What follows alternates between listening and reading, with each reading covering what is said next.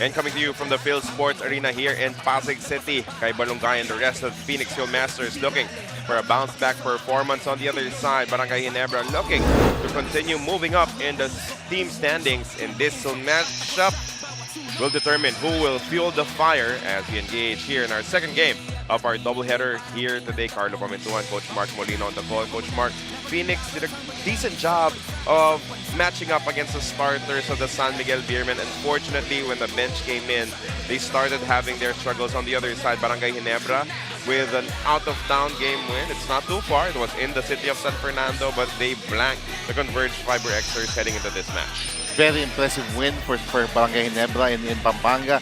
You mentioned Phoenix, very competitive with San Miguel, but the size of the Beermen was just too much to overcome. As we look at the team standings right now, Phoenix still in the thick of things here.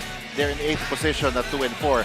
And then Barangay Ginebra trying to creep up slowly into that top 4 spot here at 3 and 2. You know, you're just 2 wins away from the number 3 team. That's how you should think about it. If you're Phoenix or any of the teams under them in the team standings, you can still march up. You can still make it into the next stage. For the Fuel Masters, they played it out very well in the first quarter. They started big. They played 5 out. They drove. They kicked against the taller but slower defense of the San Miguel Beermen. But when the bench came in, they were just overwhelmed by that second unit, as you see in these numbers. Bench points, you mentioned it, Carlo, 46 to 26. And then obvious advantage in size here for San Miguel. Phoenix could not match up defensively, giving up 50%, 111 points, and then 16 second chance points for SMB. We're seeing some of the guards of the Phoenix Hill Masters, but really, the name that we need to discuss among them has been Kai Balongay, because if you look at his numbers, he can compete for BPC. I mean, that is how well he is playing. A shade under a double-double, efficient from the field, and it looks like he is really going to be one of the foundations of the Phoenix Hill Masters moving forward. We all know the potential of this kid, Kai Balongay, but he really can do everything all over the floor here. Very athletic, has good size for the forward. Look at those numbers. He is beginning to realize what he can do in this league. 19.2 points a game. So this is pretty much almost a 2010 average here for Kai Balongay with excellent field goal percentage. He is also a factor at the defensive end and rebounding because of his size and athleticism. A big reason why the Phoenix Hill Masters struggled in their game against the San Miguel Beermen were the numbers of Jason Perkins. Yes, when you're going up against, TNT, yes, they have good bigs in JP Eram and Kelly Williams, but they do not have Junmar Fajardo. You cannot post up against Junmar Fajardo if you're Jason Perkins, and it was really felt. He had to extend his offense outside, and he struggled from the 3-point range. And when you, as a big man, when you don't hit the outside shot against the bigs of San Miguel, then you're going to be in a deep problem for you. The 15 points was still there, and then the 9 rebounds, but only 1 out of 7 from the field from Jason Perkins. He's going to have his hands full again because of Japeth Aguilar here and this big front line of Barangay Ginebra. But maybe not as big as the San Miguel Beermen, because you have Japeth, yes, and then you have Troy Rosario to deal with. Some players that you can still post up if you are Jason Perkins. Now moving on to the other side for Barangay Ginebra.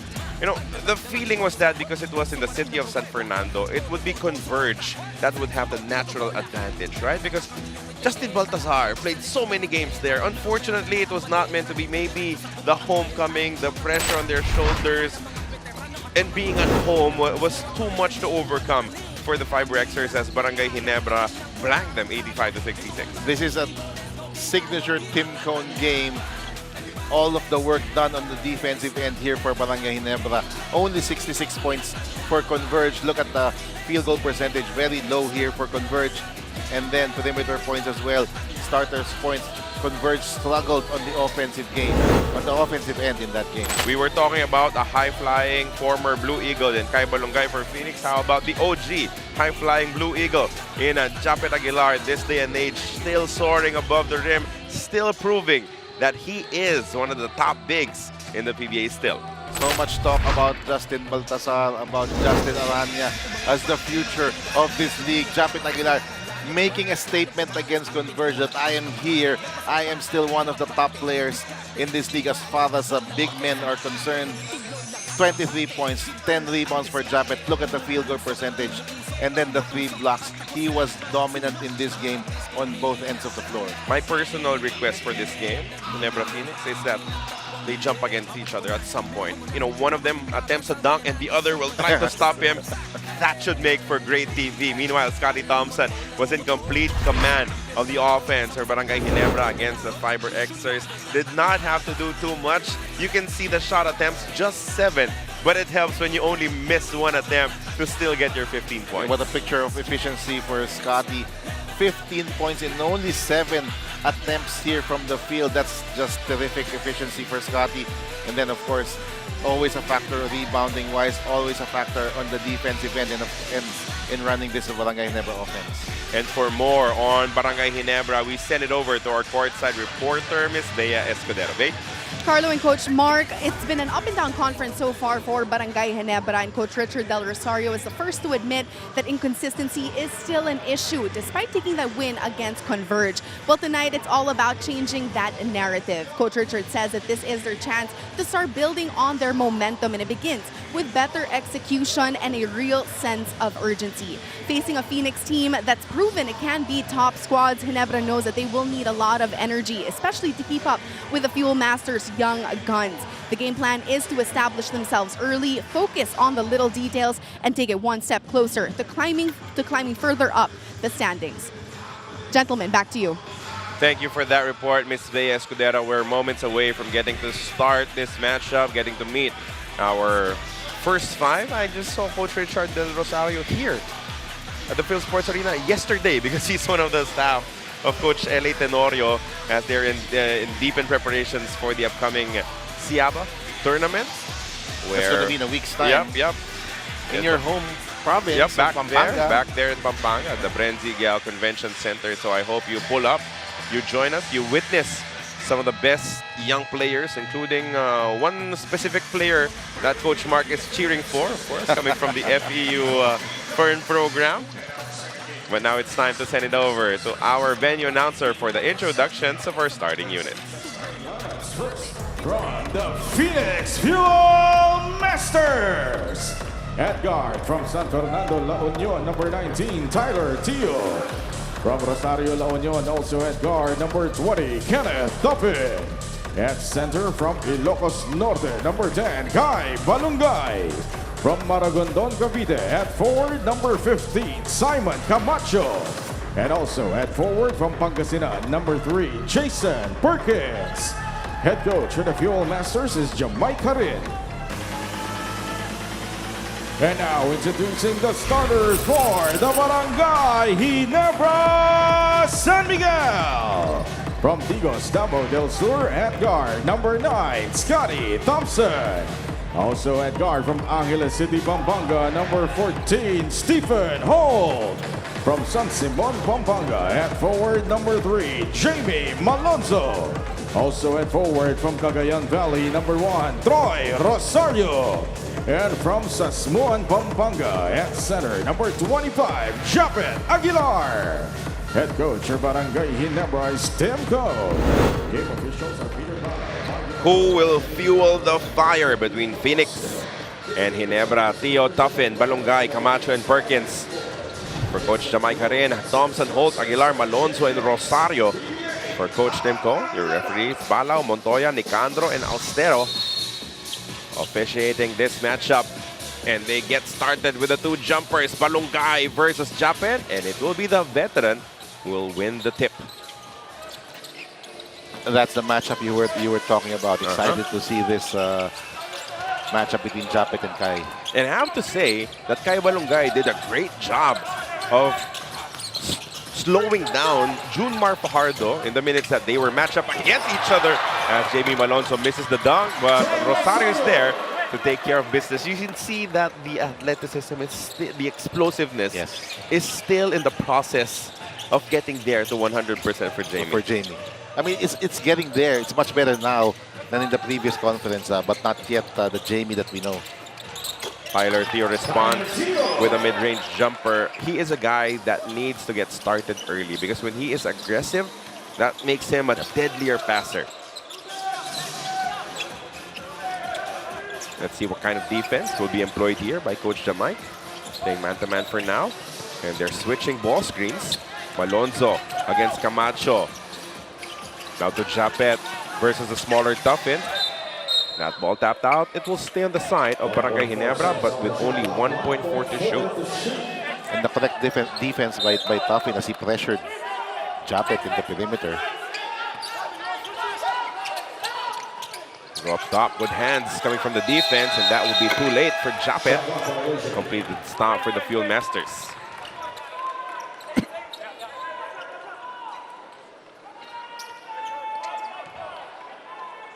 Camacho getting another opportunity to start after helping out the Field Masters in the first few minutes of the game versus SMB. Let's see if he can be a factor here. Perkins, first touch. They're looking to send it back to Tyler. Theo with another pull-up jumper. This time a three won't work. Rebound hauled by Stephen Holt. And switching all ball screens as much as they could. Scotty Thompson left open, but he could not send it home. Well, Phoenix lineup right now does not really have a center. Yeah. And that's why they can afford to switch screens because Balongay and Perkins are guys who can defend in the perimeter as well. They have 4 interchangeable players in terms of defense, and Tyler Theo. So Now, will Ginebra hunt for that mismatch? In the post. I think that's going to be the adjustment here. If you're going to switch out on Scotty, then you look for Japeth against one of the guards of Barangay Ginebra inside. Tyler off to a good start, drew a foul from Japeth, and he owns all the 3 points for Phoenix. One thing they did against SMB was that they played their first 5 heavy. Many of them stayed even at the 10-minute mark of the first quarter. Let's see if that game plan still will be what Coach Jamike wants. Quick move coming from Japeth. The double team comes for him. 3-point shot is good for Stephen Holt. And that's going to keep the defense of Phoenix honest. Yeah. As Tyler Theo helped out on Japeth. 3-point shot. A counter coming from Jason Perkins. Made only 1 of those in 7 attempts And against the Beermen. That's so important when you're playing 5-out offense here. If your big men can consistently hit the 3-pointer, then there's going to be a lot of space on the floor for your guards. And you saw the offensive rebounding numbers, right? You're basically giving up on offensive rebounds when you're playing 5-out. It will not work out for you if you don't hit your threes. Correct. Good caught coming from Tuffin. As we wish him a belated happy birthday, sending his first bucket in this game. And the cuts like that, that becomes possible because of the spacing that Phoenix has on the floor. Strong start for the Field Masters, leading 9-5 against Barangay Ginebra. Just jockeying for position inside, and a foul will be called against Kenneth Tuffin.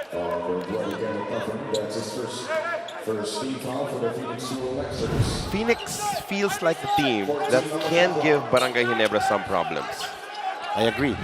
Because they have an athletic front court as well here. Tuffin, Balongay, and then Perkins and Camacho.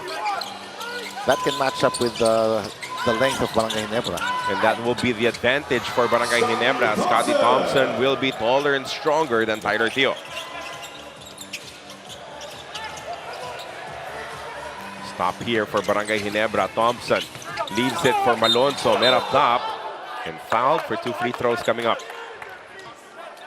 And that's something Phoenix has to take care of, the turnover department. There's that low post play that you mentioned, Carlo. Scotty will have his way against Tyler Theo. Even when he was met by the secondary defender and Jason Perkins, still was able to put up a shot. Let's take a look at the numbers of Jamie Malonzo. 9 points, 10 boards, with 5 assists and 2 blocks. And no Barangay Ginebra player really had to work too hard in that game against Converge, as they had it in complete control from the first quarter.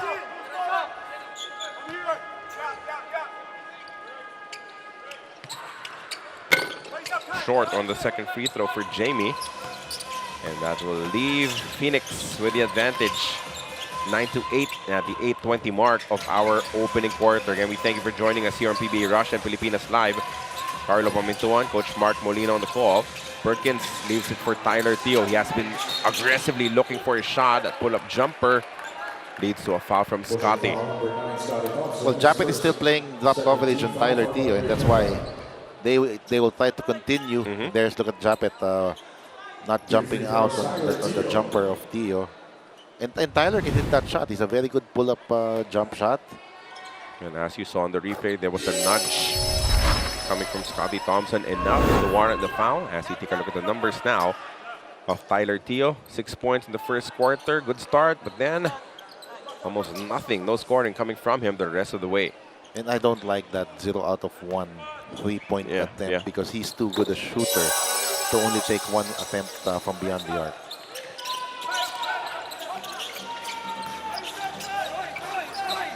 Now he is tasked to stay in front of Stephen Holt. But they're looking for an entry pass now. They swing it to the other side. Malonzo kicks it out. Scotty Thompson gives it back out to Jamie. The 3-point shot is sweet. That was great movement on offense there coming from Barangay Ginebra. Now they're able to read those switches better. Tuffin. The pass to Perkins. Could not hit the counter. Rebound picked up by Malonzo. Scotty was ahead, but well covered. Japeth leaves it for Troy Rosario. There was a collision down low. So a foul will be called here versus the Fuel Masters. And this is what I like about Japeth and Troy. They're bigs who can run. They're both athletic. They're quick for their position. And that's why on fast break situations, they run a lot. Rosario, the first player to be on the boards here in this match, misses the first free throw. Pilipinas Live Shorts is here. Catch exclusive bite-sized content from your favorite sports icons like Vanny Gandler, Phoebe Sharma, Pino Wong, and many more. From hobbies to behind-the-scenes moments. If you download the Pilipinas Live app and update to the latest version, you can access Pilipinas Live Shorts for free.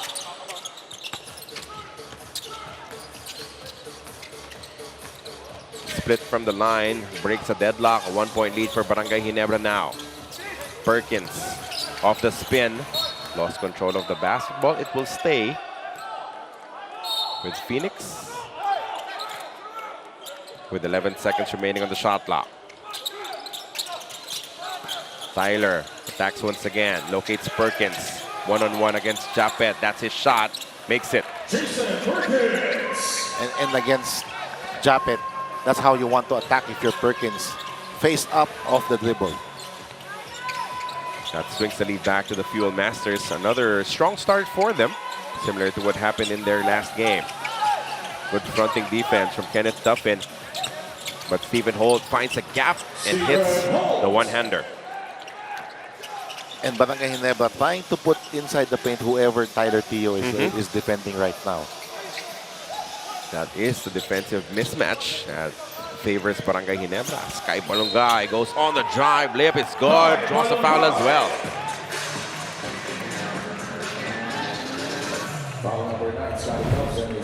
This is your advantage if you have a big man. He's playing 5 right now, Kai Balongay, but he can put the ball on the floor. He's got some quickness and then the athleticism to finish here. You know, and it's just apt because RJ Barrientos has just checked into this ball game. I want to understand, or I want to know what Coach Tim was thinking when he was deciding between Kai Balongay and an RJ Barrientos. Because, you know, as we were seeing, can't go wrong, right? You can't go wrong. Kai Balongay seems like the perfect Tim Cone player. A big, athletic, can pass, multiple positions. RJ, obviously a generational point guard talent. I'm sure it was quite a discussion before they ultimately made their decision. That would have been tough. Maybe the advantage was having Coach Johnny before. Maybe the relationship with Johnny was the clincher there. But yeah, you can't go wrong. It depends on what you really want. I mean, maybe he was thinking he still has Japeth, and Malonzo is very similar to Balongay, and you need a younger playmaker after Scotty. Yeah. Because as LA is already heading into the sunset of his PBA career, as cut is being adjusted here for Perkins. Looks like he'll be able to stay in the game. Yeah, these are things that we'll never find out, right? I don't think they will ever open up how close they were to drafting one over the other. But you land with a great player nonetheless. It was immaterial who you would get. You'll get a tremendous talent. Yep. I think there's still some blood on the cut. So they will have to make a substitution. Oh, there. Hector Rosario, I think, nicked the eyebrow of Jason Perkins. So 15-14, a 1-point lead for the Phoenix Fuel Masters.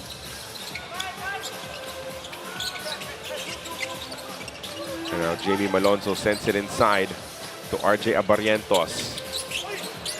A fadeaway jumper won't work. Rebound for Tuffin. Ular, both in this ball game, coming off the bench for Coach Damay. We don't usually see that look on offense. Barrientos posting up for Coach Tim Cone. Because he will rarely see a defender maybe smaller than he is. Now Japeth goes on the drive against Perkins. Jumper sweep. And that's just the length of Japeth. Able to shoot over the top of Tuffin. Will have that shot available all game long if he forces the switch. 16-15, the lead swings back to Barangay Ginebra. Aguilar to Ato Ular. Comes up with a missed rebound. It's hooked by RJ Abarientos. Barangay Ginebra being very patient with their offense, not attacking too early. Abarientos in the corner leaves it for Stephen Holt. A three-point shot won't work. And that's a two-handed shove coming from Camacho. Automatic call, loose ball foul. Easy goal to make. If he did not extend his arms, maybe he gets away with it, but he did. And as a result, the ball will stay on the side of Barangay Ginebra after this timeout. With 5 minutes and 3 seconds remaining, Barangay Ginebra leads 16-15.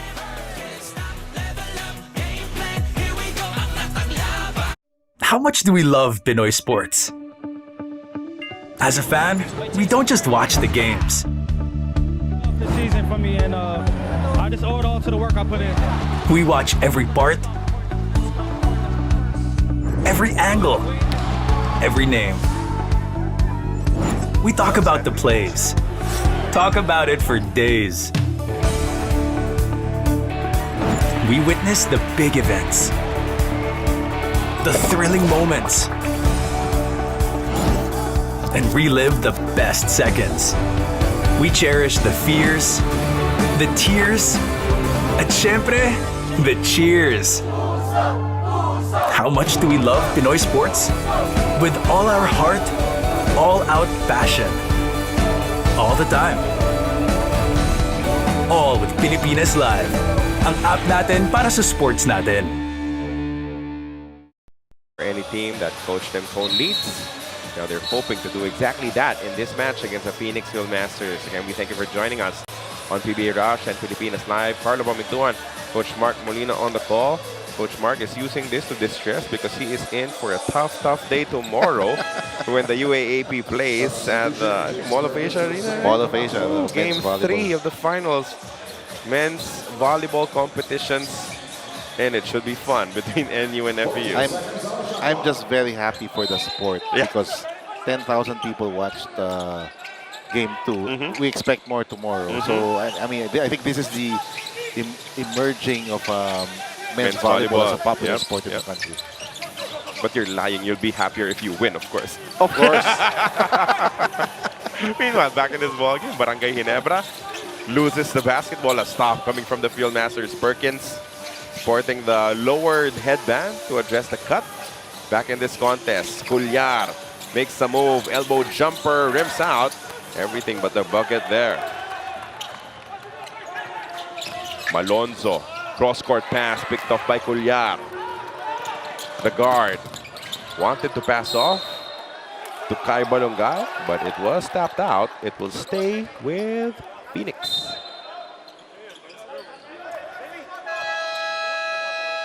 And that leads to this second time out of the first quarter. Score still the same, 16-15 for Barangay Ginebra.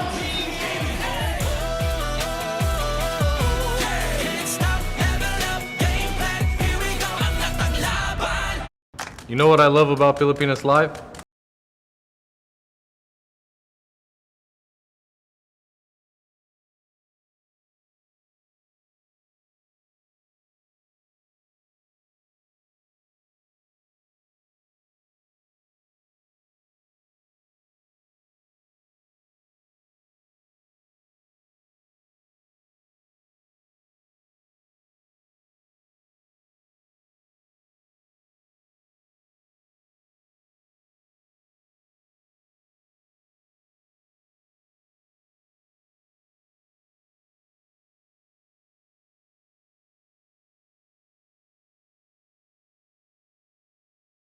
Outing, the big difference came from their bench points.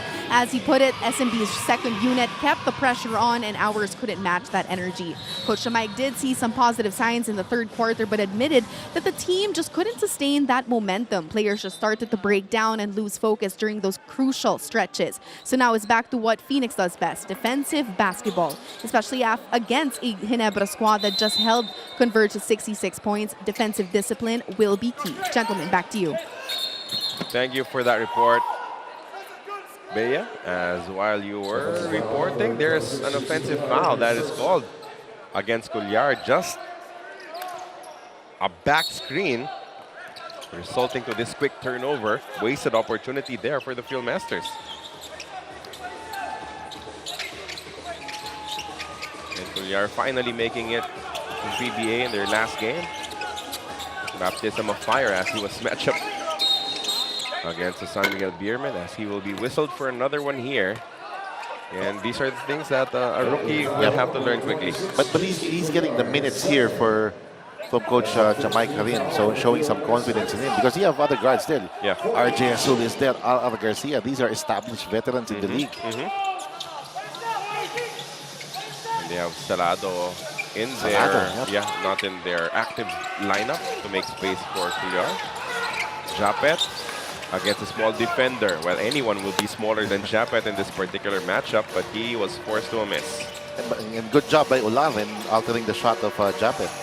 Hand off to Tuffin. Now back to Aguilar.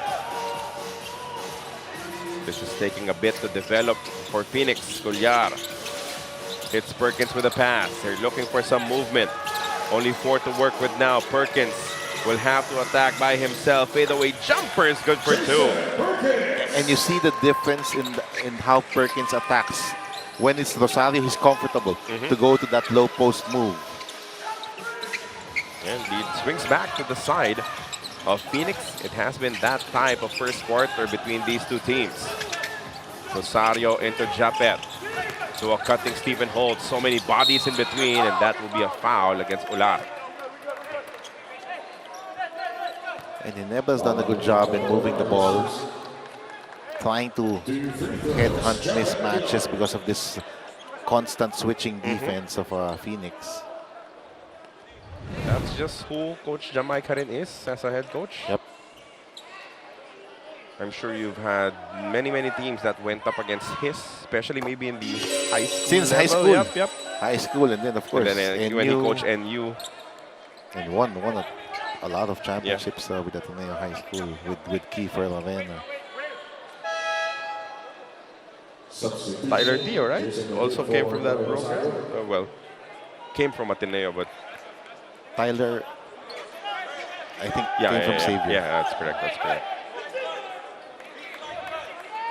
But with the Nieto twins, all came from his system. Von Pesumal. Yeah. He even got an opportunity to coach Gilas Filipinas youth. Coach them to the World Cup. He's done everything you can accomplish in the high school and youth divisions. Now he's trying to lead Phoenix to a stronger performance here. in this conference. Richie Rivero sees his first action of the game. Jason David doing the same for Barangay Ginebra.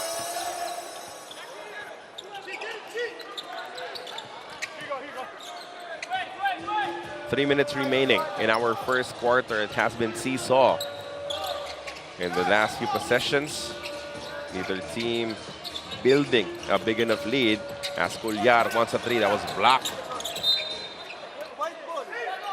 Kaya Barrientos, maybe not the shot that you wanted that early. Still a lot of time to take that shot there from Aguilar. Looking for position inside, but missed it. Did not hit the rim, so no refresh on the shot clock. Offensive foul. They might challenge. Offensive foul number 10, Kai Balongay, his first. Coach Mike saying, no, we won't. Just take.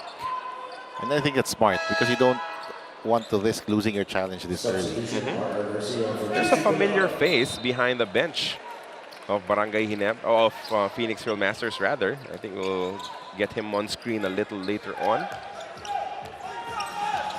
Player that of course came from this program, this system.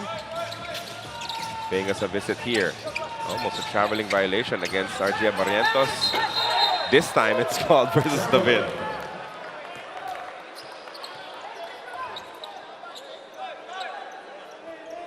So neither team really getting what they want on offense. There's no rhythm right now, especially the last couple of minutes. It's because of the level of defense that these two teams are playing. They're forcing each other to play outside their usual strength. The pass somehow connects as Jason Perkins hits the banker. But Perkins has been very consistent and very aggressive here in the first quarter. 9 points already for Jason Perkins, leading all scorers. Barrientos from the outside. This rims out. Richie Rivero sends it forward. Balongay versus Japeth. Oh, he won't jump as Balongay was already taking off for the jam. And he just took off for, in that fast break situation. And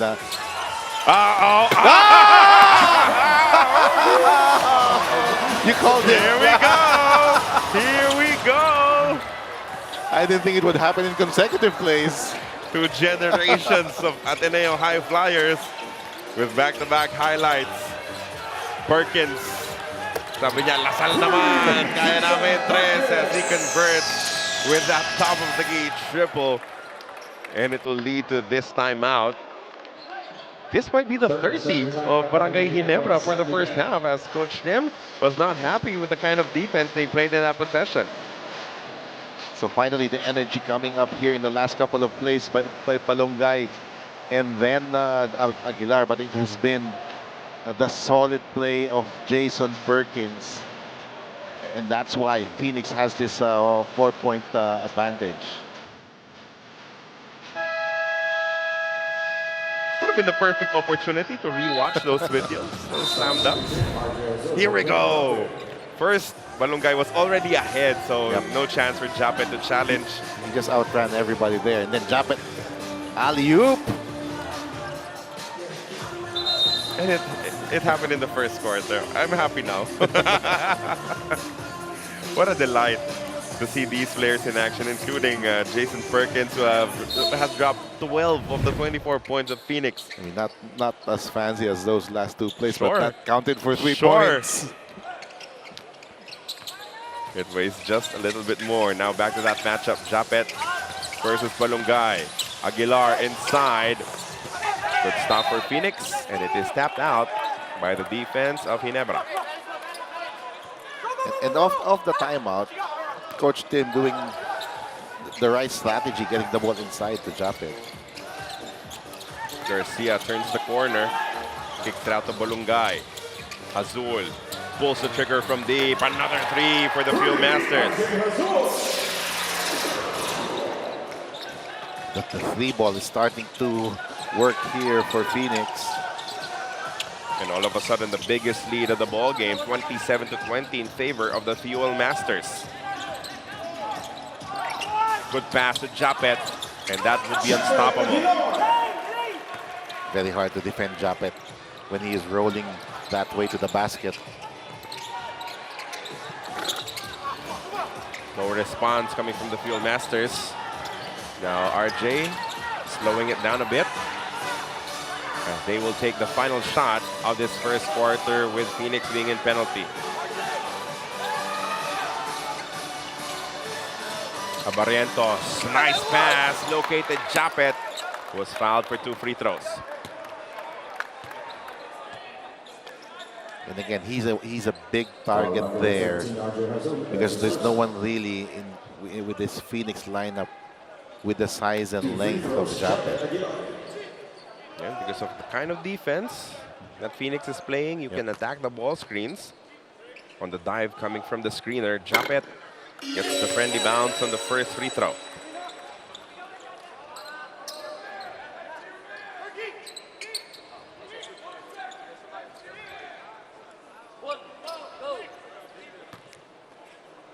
Time for one more shot here for Phoenix for sure. 4.3 seconds. Couple of fouls to give for Ginebra though. But they're not really the type of team that will just give it up. Oh, quick hands. The mid to beat the buzzer for 4. Almost got us a highlight of the careless ball handling from Phoenix. But at least for Barangay Ginebra, they were able to answer back 4-0 response. Just when Phoenix built their biggest lead of the ball game, and it is 27-24 in favor of the Field Masters. Pilipinas Live is the home of Philippine volleyball. Watch your favorite volleyball leagues such as Spikers Turf, Premier Volleyball League, and the UAAP, all in one app. You can watch all these games and more live and on your preferred device. Download Pilipinas Live today from the App Store or Google Play Store and register for free.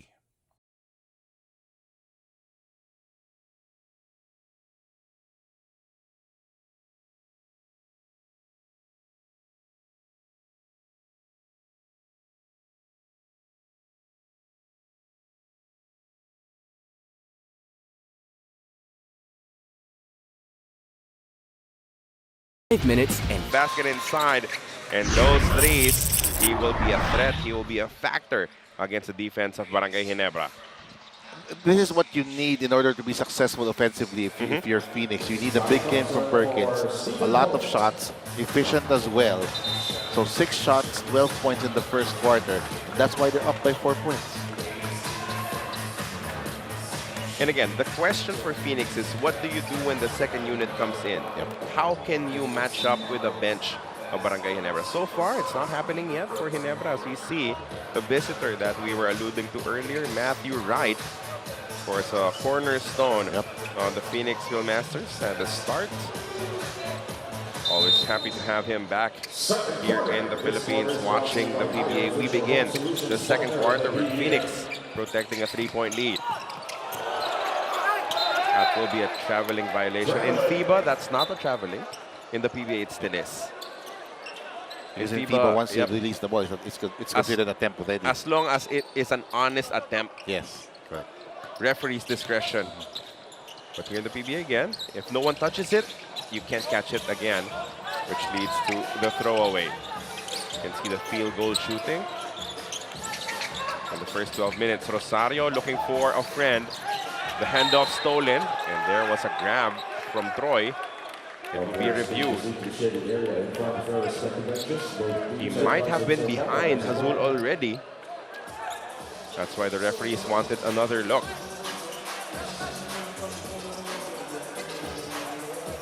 Good defense by RJ Azul in anticipating that handoff.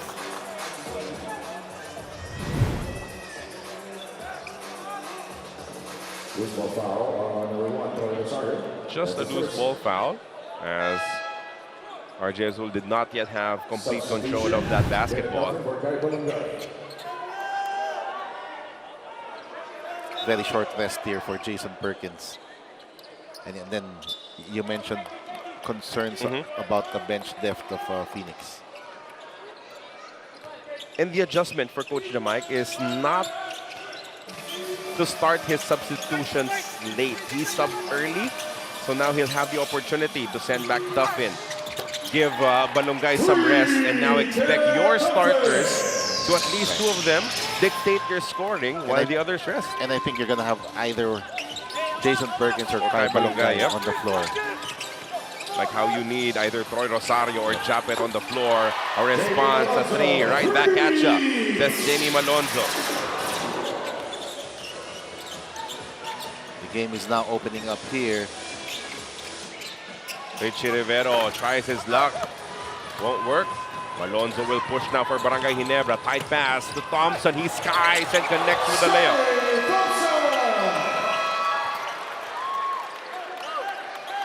30-second timeout requested by the Phoenix Hill Masters as this space is helping out Barangay Ginebra. So this should be a reminder from Coach Damay to protect that basketball, make sure that you get good shots and slow this game down again. Quick response here coming from Barangay Ginebra after the 3-pointer by Duffin. 5 quick points from Ginebra, and now the lead is down to 1.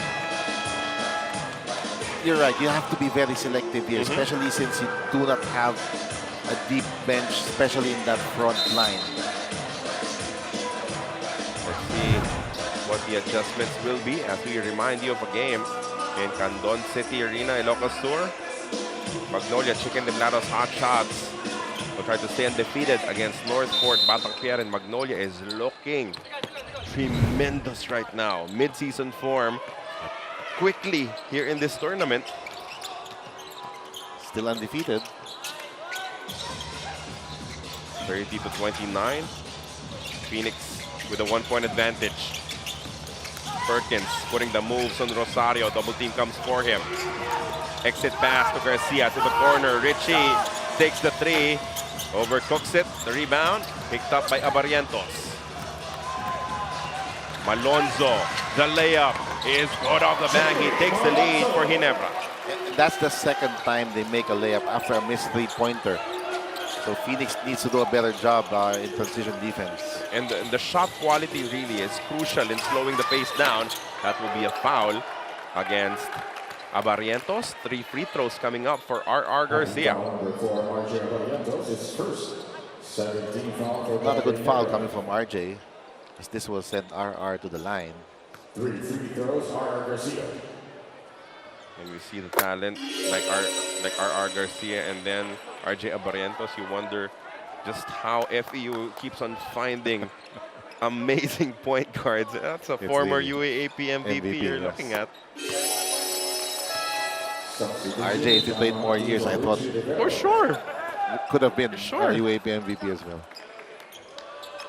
Even in the day and age of the foreign student athletes, I'm sure RJ could have at least challenged for one, like Kevin Kiambao. Meanwhile, a miss on the 3rd free throw for RR. At least he takes the lead for Phoenix.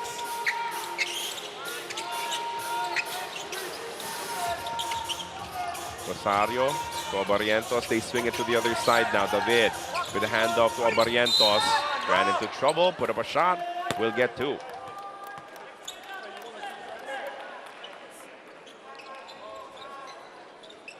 RJ, 13, RJ Azul, who's second. he just reads the defense so well here. He knows he will always be played for his outside shot, so RJ puts the ball on the floor, initiates the contact, and he will go to the line. For everyone watching at home, I will give you trivia right now. The sons of RJ Azul and Coach Mark Molina are champion teammates in Ateneo in 3x3 basketball. As we take a look at the numbers of RJ Abarientos against Converge Fiber Xers. I'm correct, right, Coach Mark? That is correct. And Sky Azul, the son of RJ, was the MVP of the UAP 3x3. I was joking around with RJ. I told him his kid was really good. He said, mas magaling na nga sa akin. Sabi ko, di pa naman. Bata pa, like 14, 15 years old. I was kidding because I awarded them and I told Sky, lamang ka na sa tatay mo because nag-MVP ka na. And I forgot. And Sky told me, No, Tito, MVP din si Daddy sa Yep. It's good to see all of these second-generation basketball players. With the Gilas Filipinas Youth Program, we have the sons of Paul Tanchi of Ateneo, Denok Miranda. of Denok Miranda, of Glenn Cobuntin. You see the brother of Nick Cabanero. A lot of bloodlines in the youth now. And very talented players we're seeing at the youth level. Barrientos wide open. He rattles home that three. We all know who his uncle is, of course, RJ. Good clean look for Barrientos. 2-point lead for Barangay Ginebra. Tyler Teo back in the game. Hits the counter attack. The pass lands with Perkins. 7 to work with for the Field Masters. Perkins, a strong move, but he hits it. Too strong off the glass as well. Thompson on the other side. Ooh, it's a bad collision between Manganti and his teammate Tuffin. Foul given up by Sean. And again, this right wing, Barangay Ginebra constantly attacking on the break on the right wing with those forward passes. Phoenix needs to be more prepared for that. Josh Poole seeing his first action in this contest. Finally giving it up to Scotty Thompson. Screen provided by Barrientos. They switch. Barrientos, another three. This is wild this time. Ball was attempted to be saved by David, but it goes outside and right back to the Field Masters.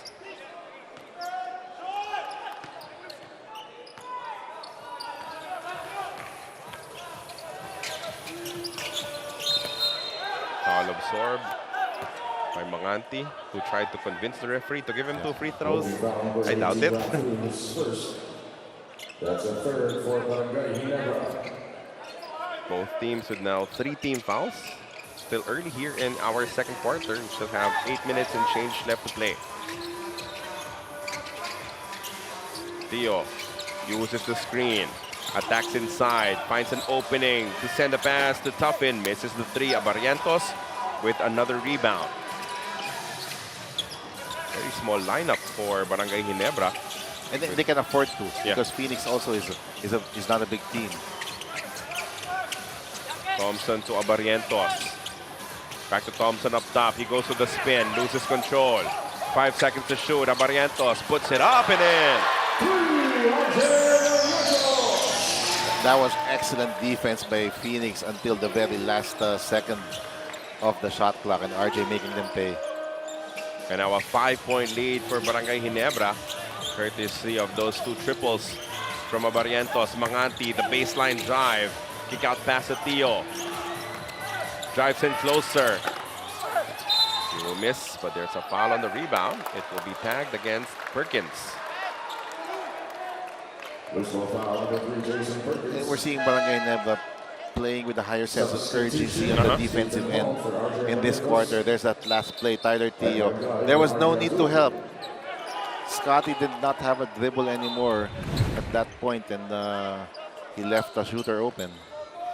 And they paid for it dearly with that conversion coming from Barrientos. 5 minutes gone by in your second quarter. 5-point lead for Barangay Ginebra. Scotty wants Stephen Holt to post up against the smaller defense of Tyler Teo. He can score in a variety of ways. Could not be successful with that attempt. Perkins will have to carry the load offensively once again for Phoenix after dropping 12 in the first quarter. Manganti on the drive, loses control. That ball is tapped out and in favor of Barangay Ginebra. Another play that goes nowhere for the Field Masters. And give the credit to that defensive stop to the perimeter defense of Troy Rosario. One-on-one against Tyler Teo. Chance now to up this lead to its biggest for Barangay Ginebra. Ralph Koo will not attempt from there. Looking for movement. Hold. Back to the post up. And now a sneaky cut coming from Scotty Thompson. One of the best players in the league in terms of moving without the ball. Scotty with a nice cut and then the elevation for the finish. And just the threat of Stephen Holt posting up enough for Scotty Thompson to find a cutting line and extend their lead to its biggest, 41-34. That's a 14-point turnaround already for Barangay Ginebra.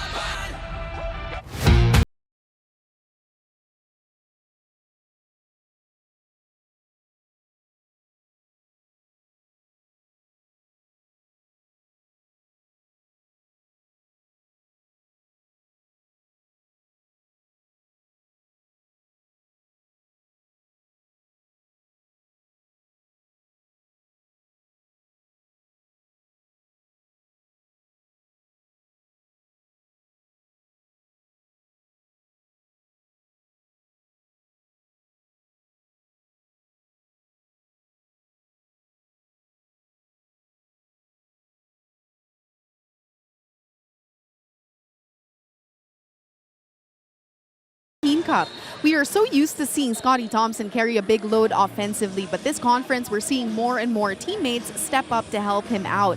Coach Richards mentioned it best. It shouldn't always just fall on one guy, and Scotty agrees. He shared that it has been such a huge relief to have that support, and as he put it, the weight has definitely been lifted off my shoulders in terms of that responsibility. Well, you know, with the All-Filipino Conference being such a grind, Scotty believes that it has to be a team effort from top to bottom, and heading into tonight's game, he's hoping for that same consistency, not just from the starters, but from the bench as well. Gentlemen, back to you. Well, thank you for that report, Ms. Bea Escudero. And when you have multiple players trying to lighten the load on Scotty Thompson, that just sets you up for the run, for the playoff push, because it will require so much coming from Scotty and the rest of your starters, actually, when you gun for a final spot. You don't want to play them extended minutes. And Manganti will stop the bleeding here a bit for Phoenix. But they have used the three-point shot to really power their offense here in the first half. It inches them closer. Down by 4 now, 41-37. David from the corner launches. Too strong, rebound Manganti. Early ball screen between Theo and Perkins. Tyler with space, did not want to take the shot. Goes on the drive instead. I don't like it because Tyler's hesitant to take the three. Yeah. Ralph will not hesitate. He will connect from deep. Ralph knows his role.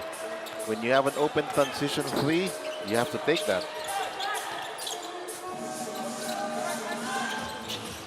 Back to the biggest lead of the matchup. Perkins, sorry, that was Jason David blocking Manganti. Could not send the ball to Perkins, who had an advantage as Scotty attacks the middle. The lefty layup won't work. Everything but the shot there. Nice move coming from Scotty. And Manganti, again, everyone outside of Jason Perkins taking the shots here for Phoenix. After a big first quarter, Perkins is silent, and because he has not really attempted here in the second. Japeth, the free throw line jumper is good. Took that right over the defense of Balongay. Let's see if Phoenix could daddy up their offense. They're relying too heavily on the long ball.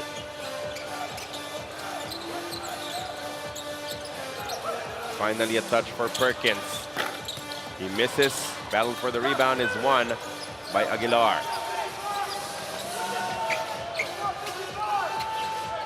Holt slowing it down. He gets the switch. Manganti on him now. Ralph will post up against Tyler. The cut from Holt. The foul. Absorbed. 2 free throws to be given. And no excuse for Manganti to not be able to contain that cut coming from Stephen Holt.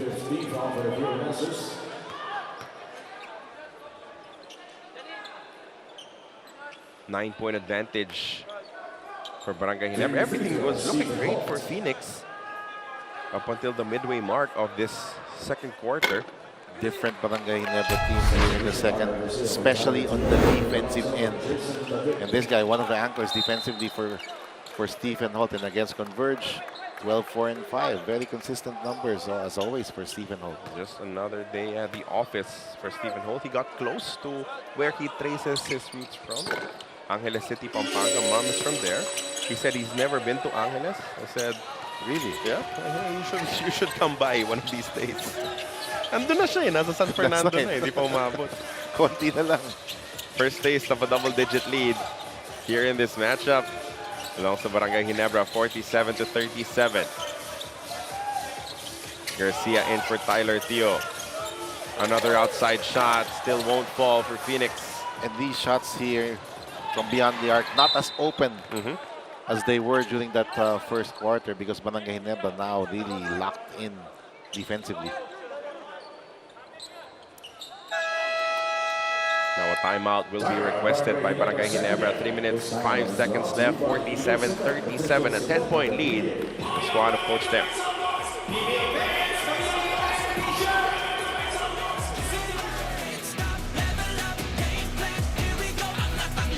How much do we love Pinoy sports?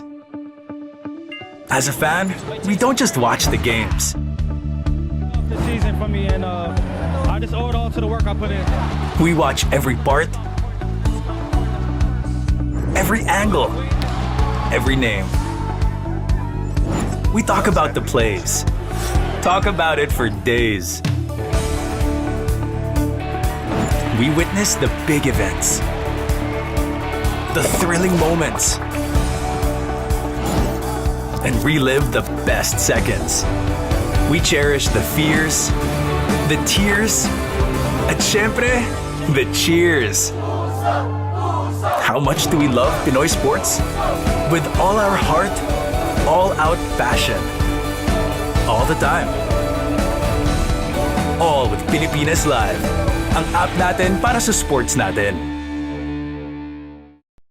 Would be number one at keeping it to a minimum. Yep, that's right. That's correct. But they're doing a good job in points of turnover as well. 18.4 here. And then second chance points, number 2. So they have all the elements of a championship contender here in the Philippine Cup. That is certainly the hope for Barangay Ginebra. After missing out on opportunities to win with an import, they'll have to do it all Filipino this time around. 47-37. Thompson to Malonzo against Balongay. They swing it back to Thompson. Asking for a screen.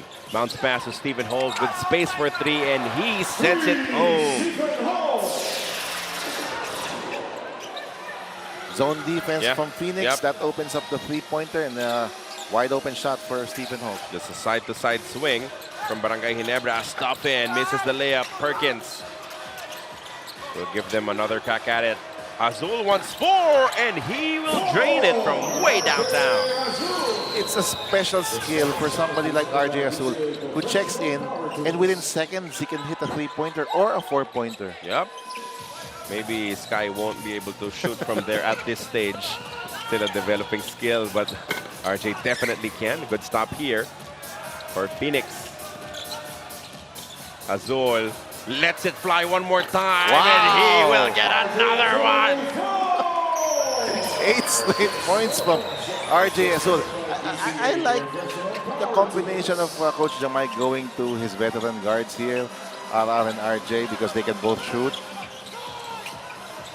The counter 3 is gone for Stephen Holt. All of a sudden, we're throwing up bombs here. Garcia wanted to join in, but he will not be able to put up a shot. Balongay to RR. 10 seconds remaining on the shot clock. Perkins trying to beat Japeth off the dribble. He loses control. And that's what Japeth is for you. He has always been a rock on defense. Malonzo in and out on the triple, but there's a putback with a foul coming from Japeth. And no contest on the offensive rebounding end, as it was RR Garcia against Japeth Aguilar. Aguilar having a strong first half performance as he swooped in. Complete that play for Barangay Ginebra.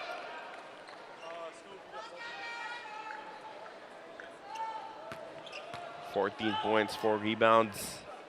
Take that 15 now for Aguilar.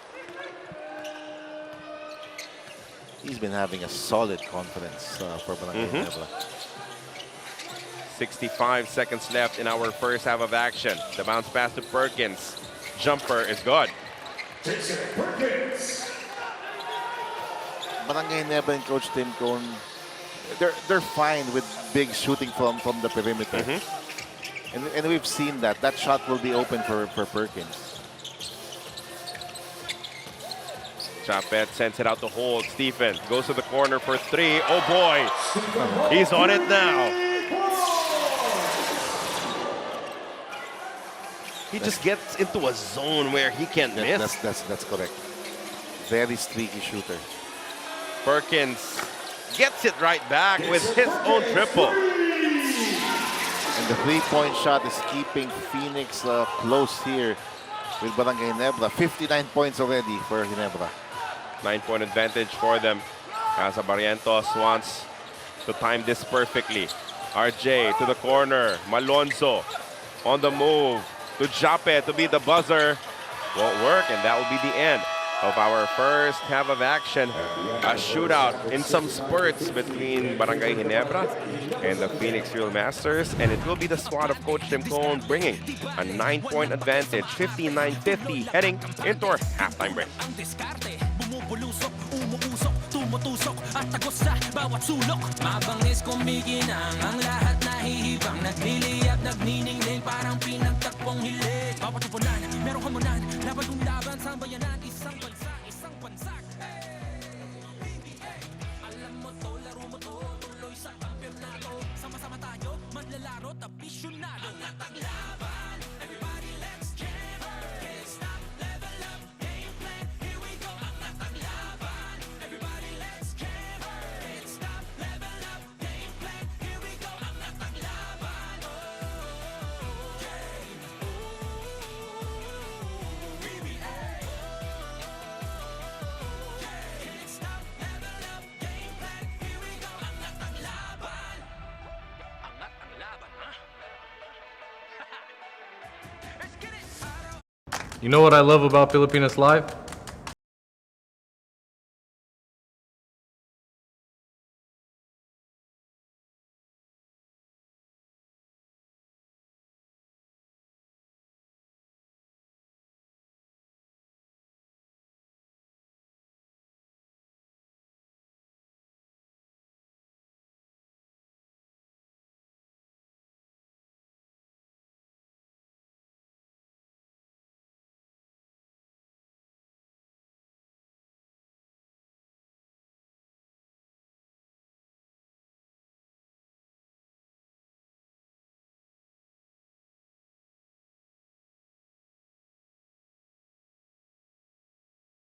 Of Philippine volleyball.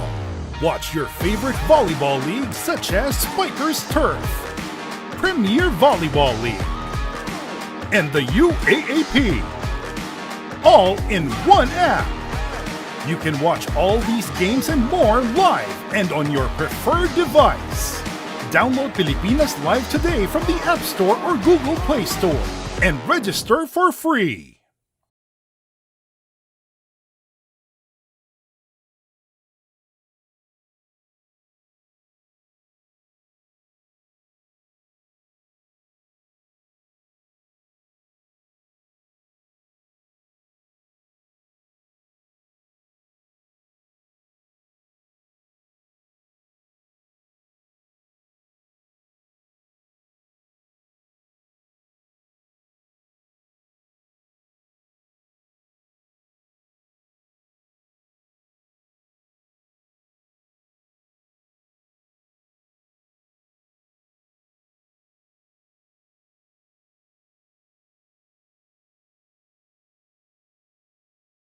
How much do we love Pinoy sports? As a fan, we don't just watch the games. The season for me, and I just owe it all to the work I put in. We watch every part, every angle, every name. We talk about the plays, talk about it for days. We witness the big events, the thrilling moments, and relive the best seconds. We cherish the fears, the tears, at syempre, the cheers. How much do we love Pinoy sports? With all our heart, all-out passion. All the time. All with Pilipinas Live. Ang app natin para sa sports natin. You know what I love about Filipinas Live?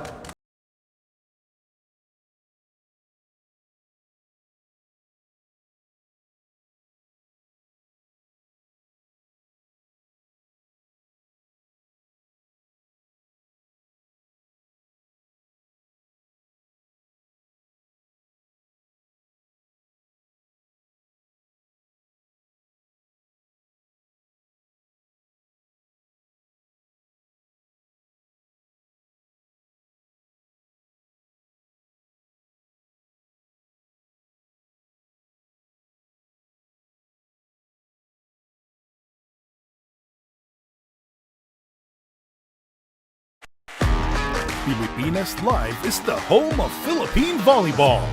Watch your favorite volleyball leagues such as Spikers Turf, Premier Volleyball League, and the UAAP. All in one app. You can watch all these games and more live and on your preferred device. Download Pilipinas Live today from the App Store or Google Play Store and register for free.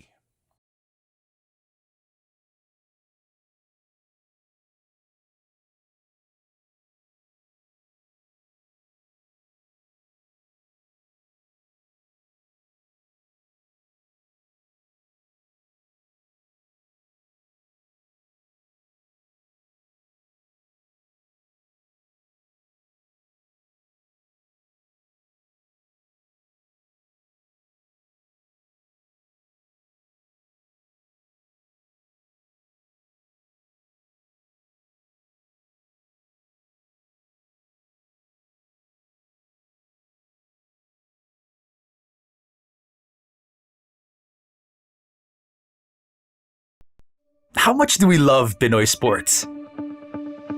As a fan, we don't just watch the games. This season for me, and I just owe it all to the work I put in. We watch every part, every angle, every name. We talk about the plays.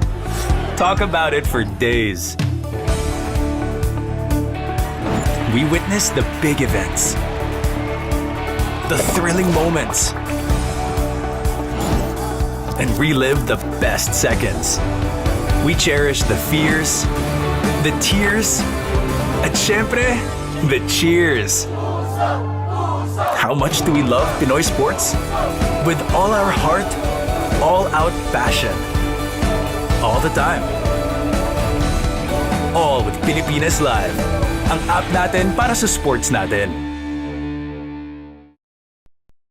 You know what I love about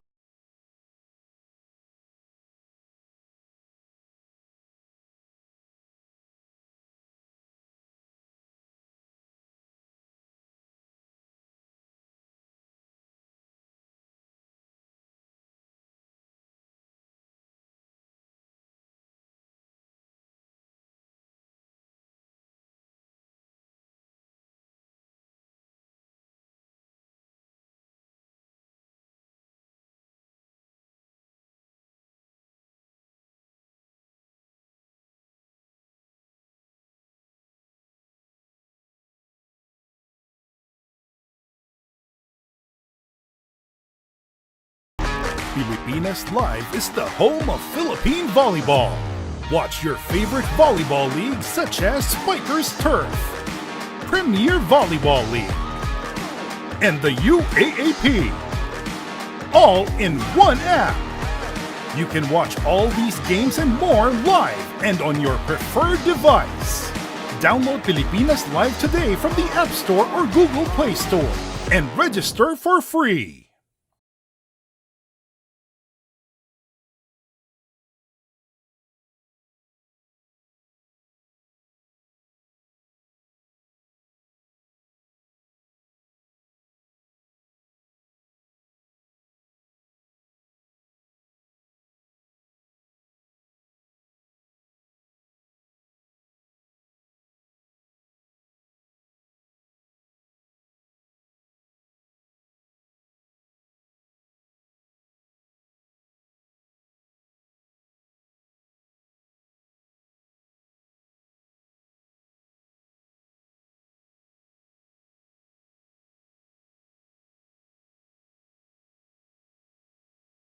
How much do we love Pinoy sports?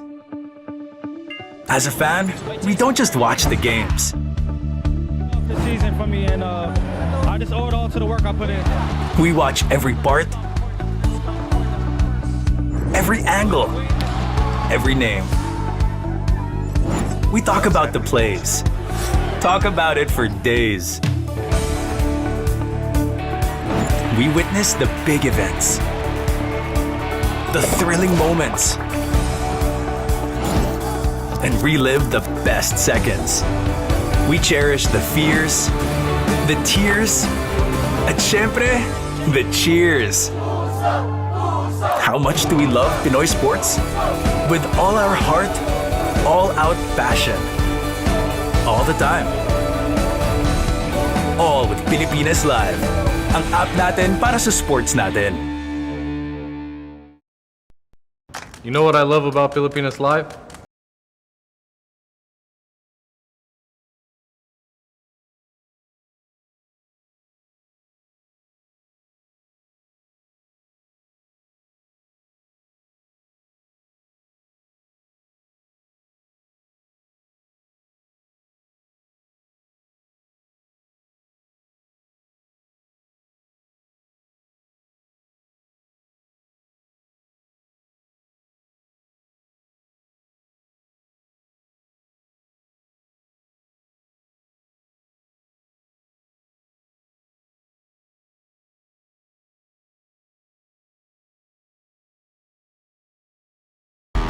Pilipinas Live is the home of Philippine volleyball. Watch your favorite volleyball leagues such as Spikers Turf, Premier Volleyball League, and the UAAP. All in one app. You can watch all these games and more live and on your preferred device. Download Pilipinas Live today from the App Store or Google Play Store and register for free.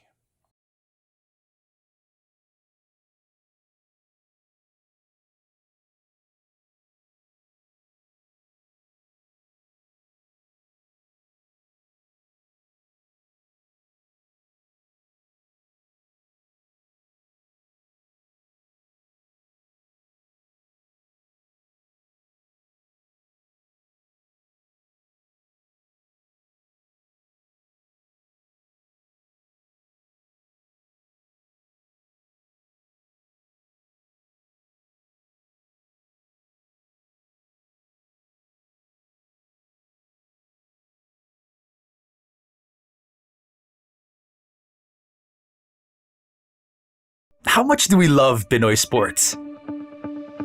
As a fan, we don't just watch the games. The season for me, and I just owe it all to the work I put in. We watch every part,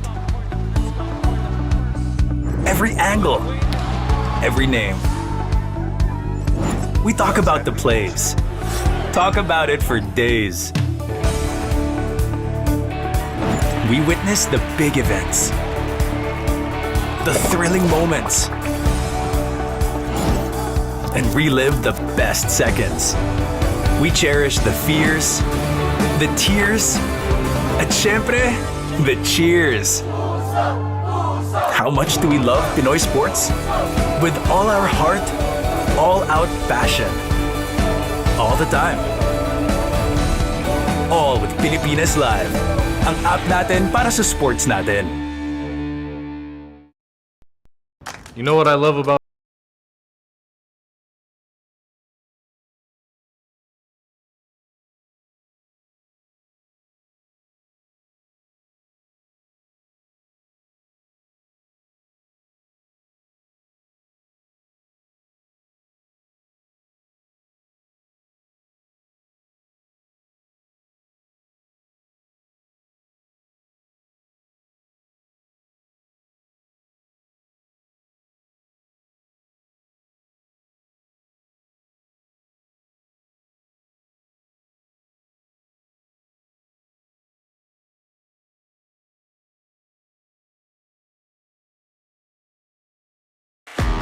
Pilipinas Live is the home of Philippine volleyball. Watch your favorite volleyball leagues such as Spikers Turf, Premier Volleyball League, and the UAAP. All in one app. You can watch all these games and more live and on your preferred device. Download Pilipinas Live today from the App Store or Google Play Store and register for free.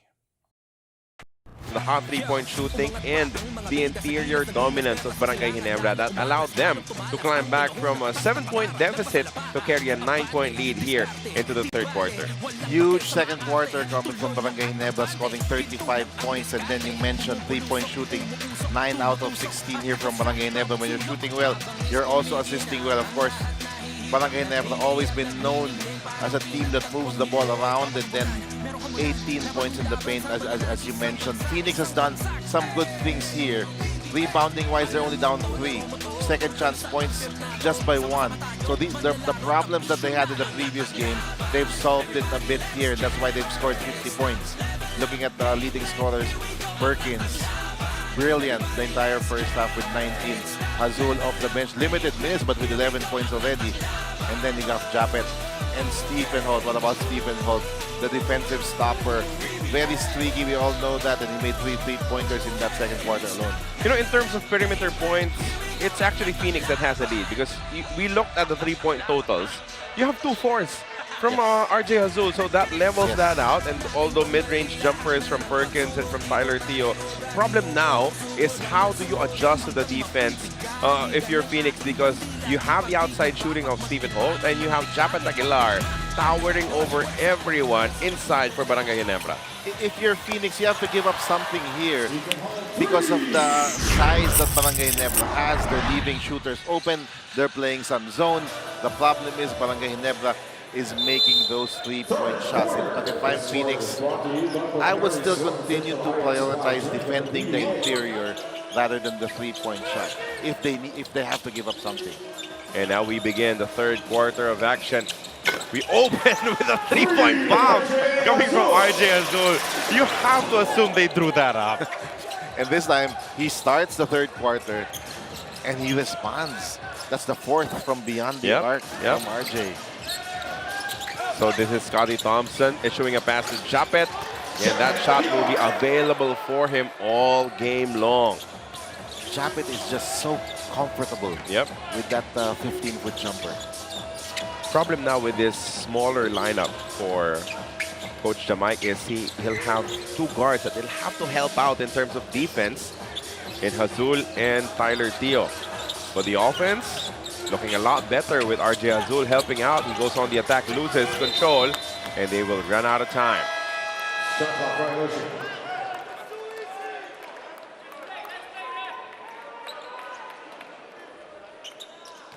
You need to manage all of these possessions well. If you are Phoenix, you can't get too many turnovers against a team as good as Barangay Ginebra. That would be a foul against Tyler Teo. And Scotty Thompson will not shy away from posting up. Oh, yes. I mean, during the first half, we saw Tyler Teo mostly on Holt. But now with Azul and Teo together, as you mentioned, this is a really small backcourt, and they will be challenged on the defensive end.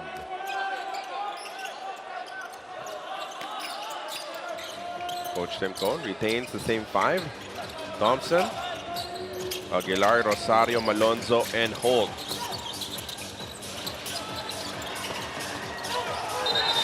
Scotty had control of that basketball on their side before he stepped to the back, so it will be called a violation, and it didn't matter too much. There was 0.2 seconds remaining in their shot clock. Yes.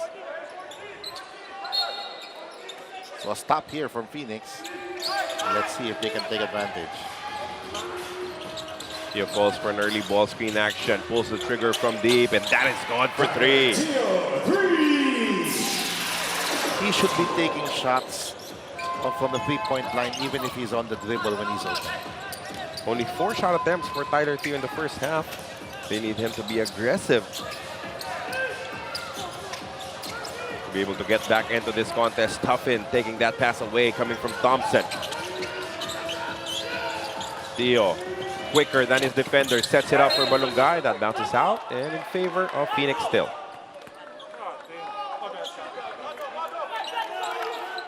61-56. Masters trying to battle back early here in this third quarter. RJ Azul against Holt. Azul trying to create space, loses control. That's a turnover. Holt on the push. That's one of the best perimeter defenders in the league. That's how much respect they have for RJ.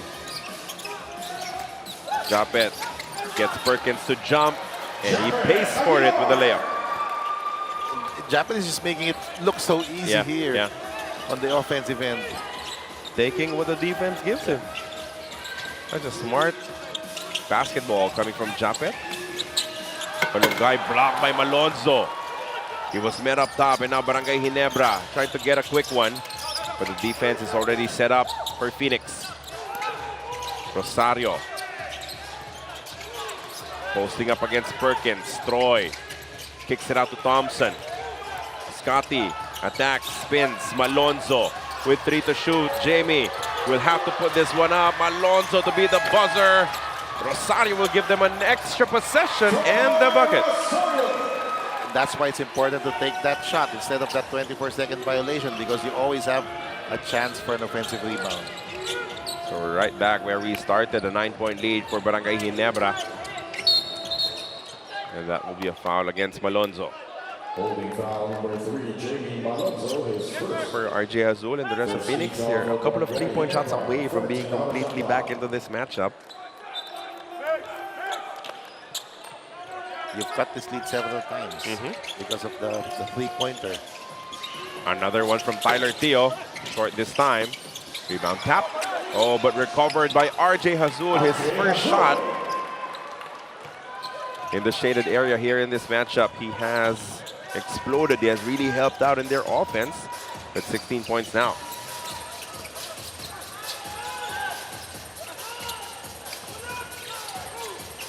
Rosario, hand off to Thompson. There was some space and he converts from deep. Scotty Thompson. Maybe the Scotty Thompson of 4 years ago you will allow to take that shot, Yes, but not now, anymore. well, There are times he's still a reluctant shooter, but you have to play him for his three-point shot already. he has worked so hard on sharpening up that skill. Good swipe from Japeth, called clean. 9 seconds to shoot. But Phoenix will still have 9 seconds remaining in the shot clock.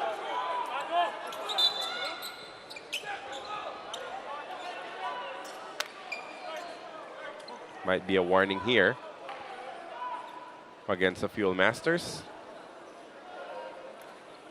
Warning by the Phoenix Fuel Masters head coach Japeth Aguilar for resentment on the non-call. Jamaica was asking for a foul there. This is the second time there's a swipe on against Kai Balongay.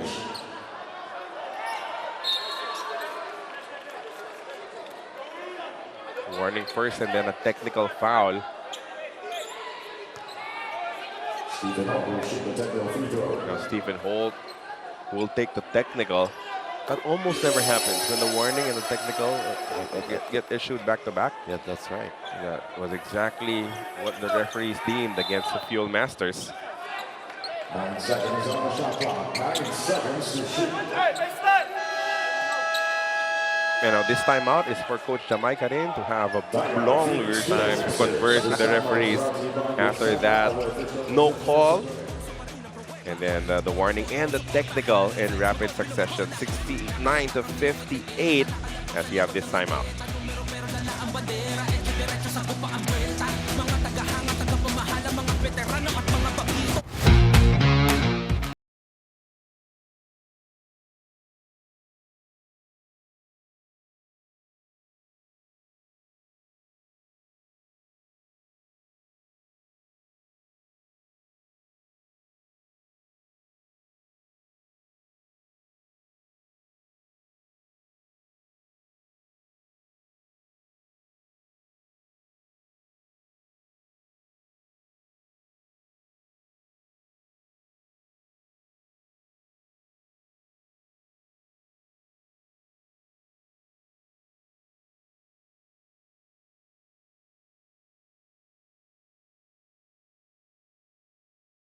quarter. Barangay Ginebra had to endure a comeback attempt coming from Phoenix, but they've responded well, stretching their lead back up double digits. It's at 11 points now, 69-58. We thank you for joining us here on PBA Rush and Filipinas Live. I'd like to remind you that the SIAPA competitions under 16 will be happening at the Barangay Ginebra Convention Center from the 24th to the 30th. Is that the first time Pampanga is hosting a FIBA event? Pampanga, well, Angeles has hosted the FIBA event during the bubble, but I think the provincial government of Pampanga, yes, since it will be in San Fernando for the first time. We all know that that is a basketball hotbed. Absolutely, yep. And I'm sure a lot of people will show up as Japeth, proud product of Pampanga. He had a show at the Barangay Convention Center, adding to his tally now. I mean, everyone was talking about Justin Baltasar, and Japeth just shut him down in Pampanga. 21 points to lead all scorers for Japeth. Outside shot won't fall, and there will be a foul, loose ball foul, against Barangay Ginebra.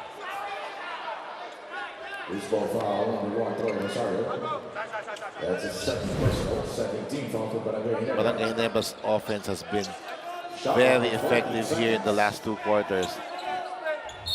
Quality shots pretty much every time offensively for them. He attracted the defense of Perkins, whose man was left open. Tyler Theo trying to be more aggressive, looking for his own shot here. Goes to the turnaround, tough look. Bounces out, but it bounces right back to him. This one wide open, could not knock it down either. That ball is stolen by Kenneth Duffin. And now the counter attack for Phoenix. Azul wasting no time. Good line, bit strong on the 4-point attempt.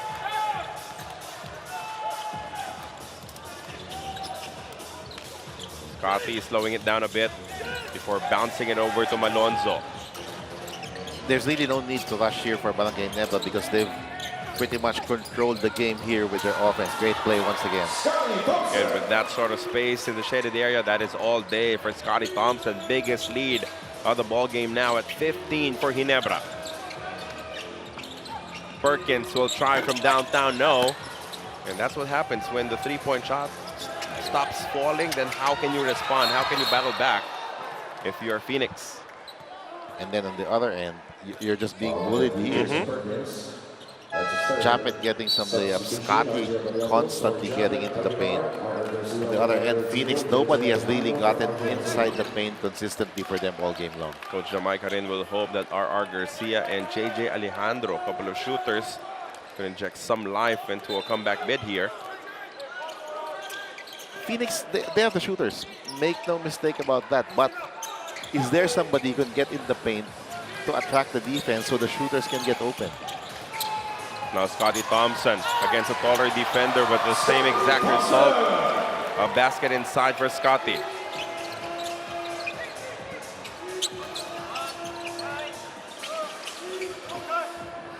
Phoenix breaking this game wide open right here, right now.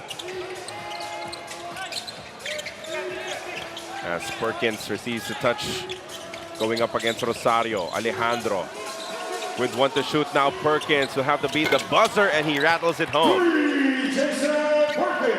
That was an extremely important basket from Jason Perkins. He has been playing well. 22 points to lead all scorers now, as another foul is drawn here by Barangay Ginebra. And when you're running the triangle, it's practically positionless. Yeah. That's why you can really put any person in the post. And Barangay Ginebra just putting the best matchup in the post, whether it's Holt or Scotty Thompson. They've done a lot to Scotty here. Malonzo misses on the triple. Rebound picked up by Garcia.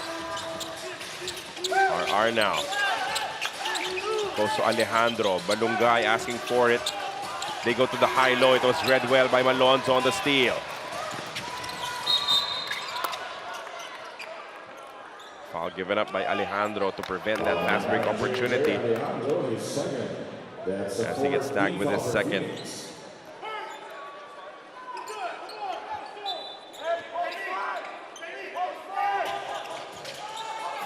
Quick trigger from Barrientos. That slight opening was enough for him to let it go and convert from deep. And we are seeing an offensive machine here the last 2 quarters coming from Barangay Ginebra. Look at that. Again, ball movement. RJ hitting the open shot. And whether it's a 2 or a 3, pretty much all the shots of Barangay Ginebra are really high quality, high percentage shots here. And that's why they've hardly missed the last 2 quarters. 11 points for RJ Barrientos. He will be the 4th Barangay Ginebra player to hit double digits as we send it over to Bea. Carl and Coach Mark inside the Phoenix dugout. Coach Willie Wilson pointed out a key concern at the half, which mainly focuses on defense, both in transition and in the half court. There was a clear call for better ball movement, but also a reminder to stay sharp defensively, which means recognizing Ginebra's off-ball actions and locating their open shooters before they can get into rhythm. So let's see how they were able to address this in the last 2 quarters. Gentlemen, back to you. Well, off-ball is where the fun happens if you're Barangay Ginebra running the triangle. The ball side is just as dangerous as the weak side for them. All 5 players involved in the offense. Quick hands coming from Scotty, but he will run out of space. Trying to complete that stop. But they have to appreciate a player of Scotty's caliber still gunning for that loose ball. Even with a 17-point lead. I mean, those are just basketball habits that he has. And that's why he's very successful. Garcia trying to sneak his way inside. Oh, fools the defense of Malonzo on the fake. They need a lot more where that came from to be able to get back into this contest, as this is still a 15-point lead for Ginebra. That will be a foul against Perkins of the strong attempt from Rosario. And that's the thing with Barangay Ginebra. When they're posting up, especially their guards, like RJ, like Scotty, there will always be cutters. They don't play ISO ball just to let that guy be the scorer all the time. There will always be weak side cuts. Coach Timko coaching this game like it was a playoff game already. Only 8 players seeing action for him. And I'm really happy that Jason David has earned his spot in the rotation, because he has played tremendously when given the opportunity. Solid defender, good offensive rebounder, and then he can hit the open shot from time to time. So now what happens after Siaba, Coach? When you have to activate Tenorio again, that will be an interesting conversation for Barangay Ginebra. Because as he said, you know, decent minutes for David after that explosive first game here in the Philippine Cup. JJ Alejandro sends it out to Garcia, takes the 3, misses. Rebound Malonzo. Barrientos goes to the corner to David. No advantage there, so they will set up on the other side. Rosario facing up against Ular, makes his move, draws the foul. We'll take 2 more. And right now, Phoenix is just being manhandled. Inside the paint. That has been the MO for Barangay Ginebra throughout this game. Yes, it helps when you have Stephen Holt shooting 3s, but it was Japeth who dictated their offense initially. Those drives from Scotty Thompson helping out as well. Verano seeing his first action, replacing Kenneth Duffin.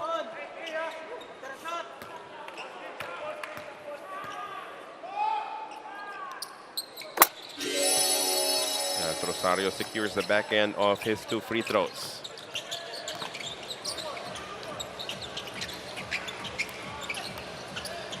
Now Verano goes to Garcia, RR. Uses the screen from Ular. Garcia still with it, to Verano in the corner.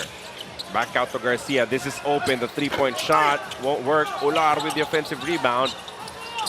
And he will be able to secure that one-hander and trap it. And Ular takes advantage of the mismatch with Chloe Rosario switching out on R.R. Garcia. Ular got the offensive rebound. 81-65, still a 16-point lead. Malonzo will add to it with a triple. You know, the athleticism might not be there all the way, but the three-point shooting has been better after his return. Well, I'm sure for many months, that's the only thing he could probably do. Yeah. Is, shoot a lot of three-point shots. Rosario again versus Ular. Double team comes perfectly timed by Verano. Rafi on the attack, leaves it for Ular. Now Alejandro to Garcia. RR on the move inside, stops and manufactures a shot attempt for 2 free throws.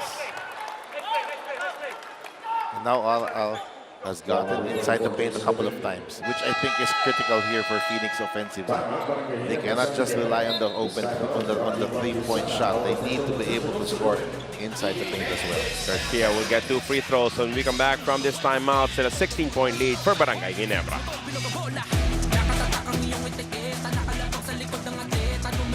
How much do we love Pinoy sports? As a fan, we don't just watch the games. The season for me, and I just owe it all to the work I put in. We watch every part, every angle, every name. We talk about the plays, talk about it for days. We witness the big events, the thrilling moments, and relive the best seconds. We cherish the fears, the tears, at syempre, the cheers. How much do we love Pinoy sports? With all our heart, all-out passion. All the time. All with Pilipinas Live. Ang app natin para sa sports natin. Assists. He has made things happen once again for Barangay Ginebra. Now he's hoping for 9 rebounds to get the triple-double. Unbelievably, that is the number that is not, in Scotty Thompson's favor. Usually he will get to those double-digit rebounding numbers first. And I guess there's no need for him to work too hard in that shaded area with the Japeth and Troy Rosario manning it. And now Adamos will even get an opportunity to play here in the third quarter. Soyud will be his man as he enters for Phoenix.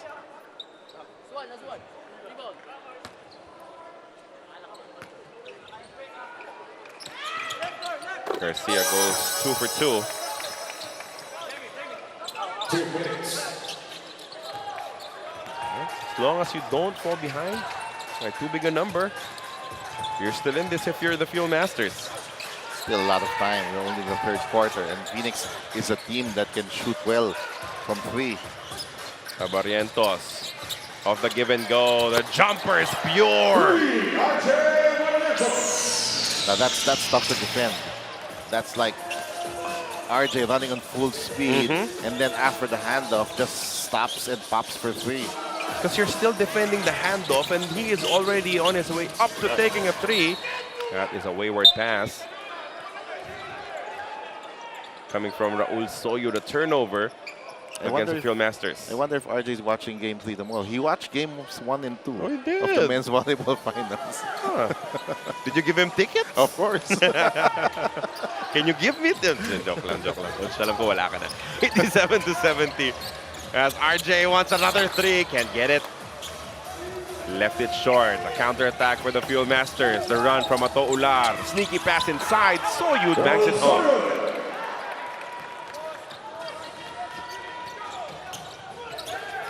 So Phoenix still showing some signs of life some here. fight.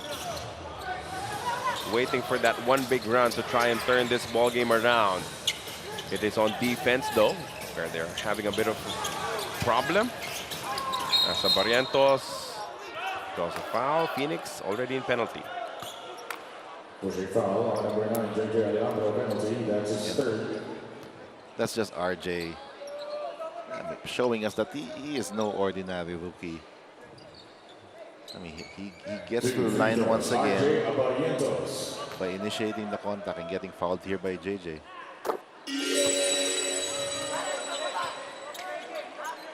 No, initially, at the start of his career, he was entrusted with the starting spot, right, at the point guard position. Did not work too well for him.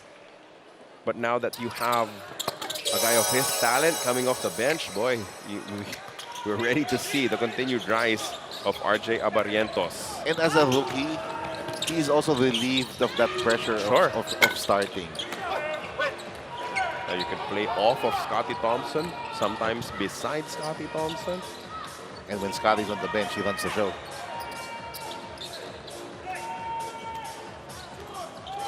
Abarrientos will call for the ball screen with Troy. To the corner we go. The three-point shot for Malonzo is good. Perfectly spotted by RJ. It's very difficult to beat this Barangay Ginebra team when Malonzo and Holt are shooting like this. Garcia tried to sneak one in, but it is blocked by Adamos. Strong third quarter coming from Barangay Ginebra, San Miguel. They were up by 9 at the half, but they will be enjoying this 20-point lead, 92-72, heading into the fourth and final quarter of action. You know what I love about Filipinas Live?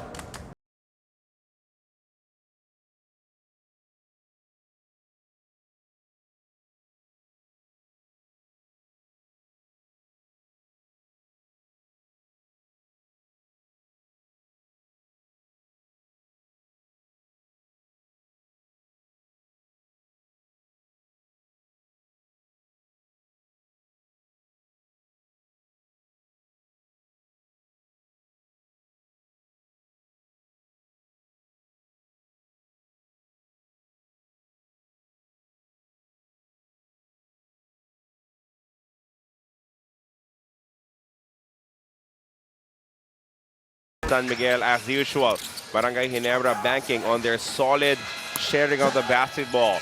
They're more often than not the #1 team at the end of the conference in terms of assists per game. They are doing that against Phoenix. And while both teams have had their fair share of outside shots, it is Barangay Ginebra maximizing their size inside, courtesy of Japeth Aguilar and Scotty Thompson, powering their attack and scoring on the interior. Japeth with another tremendous performance, building off of his homecoming in the city of San Fernando, where he helped Barangay Ginebra defeat the Converge Fiber Xers. Another solid game from Japeth Aguilar. Dominating basketball we're seeing from Barangay Ginebra the last 2 quarters on both ends of the floor. In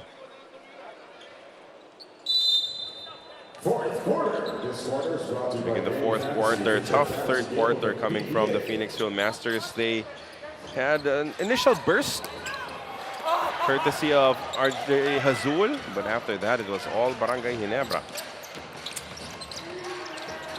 Alejandro wanted another three, can't get it. Ular, I think that was partially deflected. Abarrientos stumbles into our A-board after trying to tap that ball in play. So Japeth Aguilar, 17.4 points, 7.2 rebounds, 1.6 assists, blocks per game, 1.6 assists as well, but 60% from the field. That's a challenge for BPC. Oh, yes.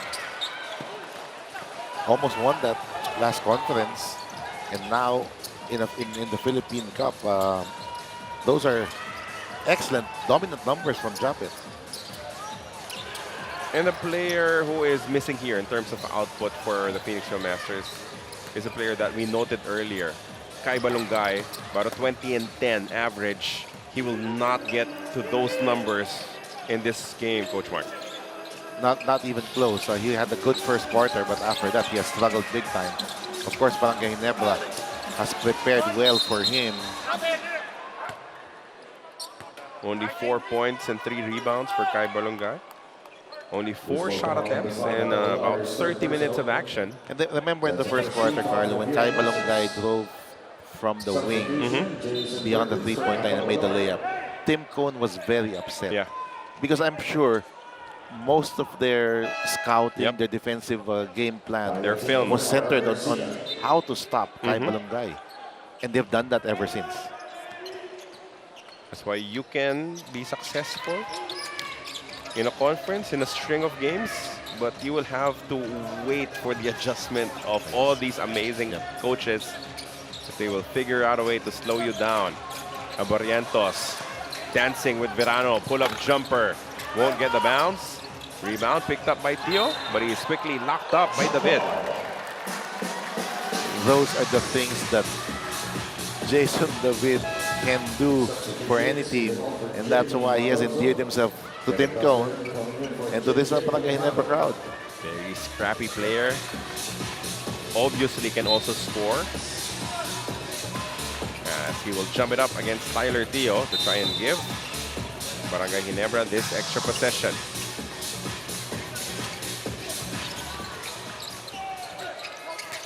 Barrientos wanted to send it back to Holt. Too quick for their own good there. Coach Tim Cone was pointing to the shot clock saying, "We have time. Why rush?" If you're Phoenix, if you want to get back into this game, you have to start now. Time is running out, that's for sure.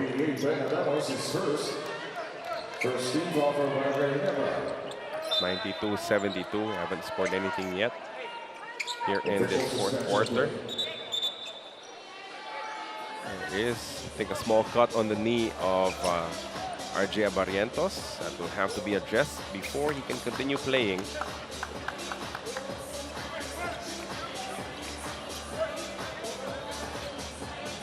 As Japeth is about to check back into this contest. Medical staff of Barangay Ginebra dealing with it.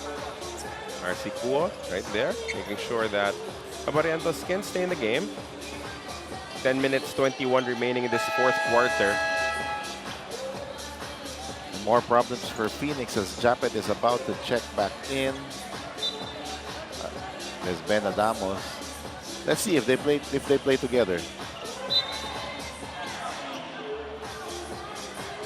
I think Scotty Thompson is coming in to replace Barrientos.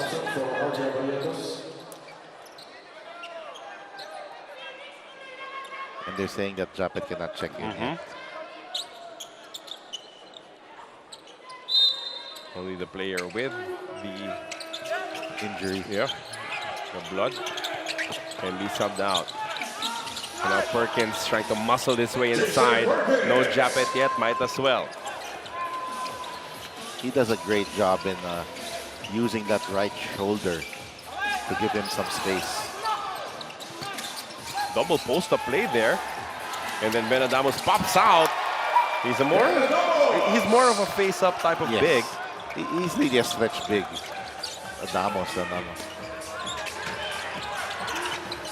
Now Soyud trying to score inside. He'll get 2 free throws.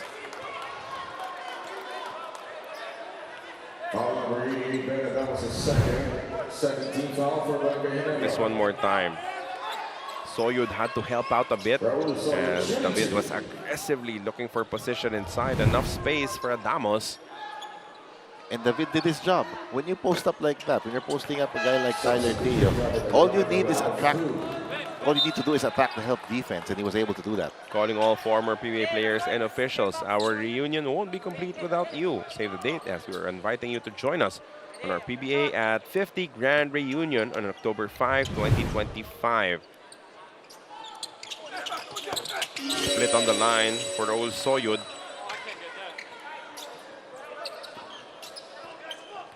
Barangay Ginebra retains complete control of this ball game. And Phoenix led by as many as 7 points in the second quarter. It was quickly turned around by Barangay Ginebra. Stopped here, but Holt with a counter steal. Thompson will sky for the finger roll. And even after an almost turnover, Barangay Ginebra still scores. Tyler swings it to Perkins. Now Verano has it. The pass was tapped but recovered by Perkins. Verano takes the 3, and he'll make it. Phoenix, they have some good players, some nice young talent in this team, but they just do not have enough size right now.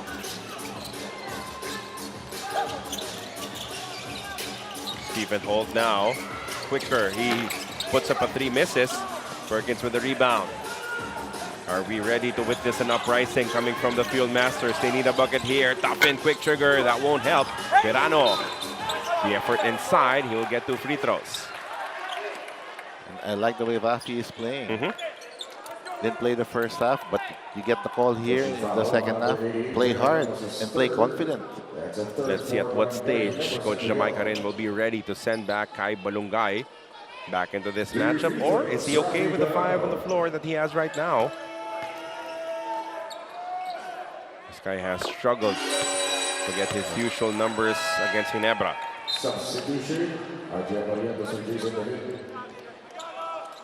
To the bleeding manage, Barrientos is back in the ball game, replacing David.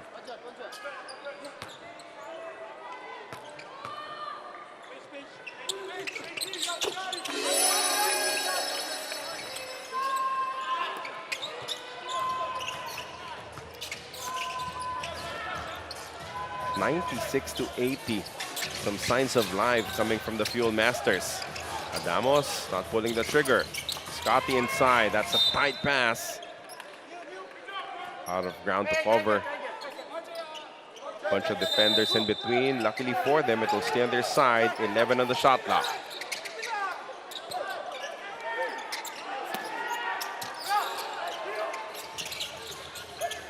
Stephen Holt fakes the 3. Drives baseline, short corner jumper. Will get the friendly roll, and then a foul is called against Verano. And everything is falling in this game for Stephen Holt. Basket counts for Stephen Holt. And first, the basket will count for Stephen Holt. And then the bonus free throw will be awarded to Japeth Aguilar. That's his first. Foul on Verano on the rebound play. So a 3-point opportunity here for Japeth. You kind of feel bad for Rafi Verano because you're giving it how many inches to Japeth? You have to box him out. The shot already fell in for Holt, and then you still get tagged. And they will complete the end-run play courtesy of Japeth, who might be in for another best player of the game honors here. Oh, yes. Should they hang on to this advantage? It's been a very consistent confidence for Japeth. Actually, the whole season. Yeah. Strong play coming from Japeth Aguilar. And at this stage of his career, I would dare say maybe one of his best seasons, if not his best. Maybe outside his BPC conference. But again, just jumping on that point, this late into his career, still doing the things that he does. Still showing us the athleticism, the elevation. And defensively, he's still the guy. Oh, what a pass coming from Verano, locating Tuffin, wide open inside.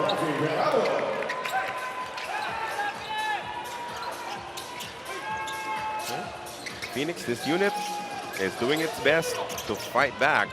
That much you know, that much you can see from the squad of Coach Jamai.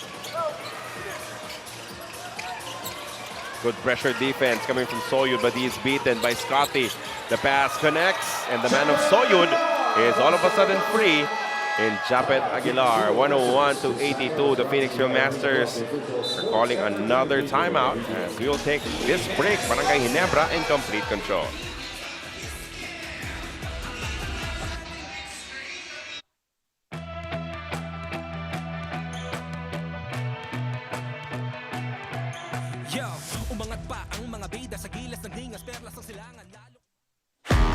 Pilipinas Live is the home of Philippine volleyball.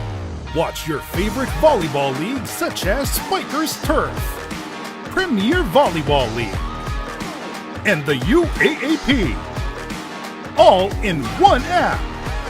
You can watch all these games and more live and on your preferred device. Download Pilipinas Live today from the App Store or Google Play Store and register for free. Sports Arena. witnessing this matchup between the Phoenix Hill Masters and Barangay Ginebra San Miguel. Carlo Pimentuan, Coach Mark Molina on the call. We thank you for joining us on PBA Rush and Filipinas Live. I said it was a BPC from Japeth Aguilar. I should have said Finals MVP, that campaign of his. As you see Senator Bongo, always in attendance, always in support of the PBA. He's Magnolia right now, #1 in the field. That's right. And congratulations to Senator Bongo.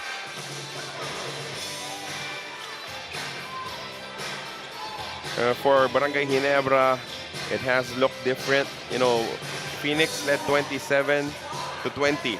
That was their best moment in the game. Everything was coming together. The outside shots were falling. But that late spurt from Barangay Ginebra gave them momentum into the second. And then when you blinked, it was Barangay Ginebra already leading by double digits. Right, and then when you give this well-oiled offensive machine like Barangay Ginebra a lot of open looks, a lot of open shots, this is what happens. 81 points after that first quarter for Barangay Ginebra, and we still have a ton of time here in the fourth.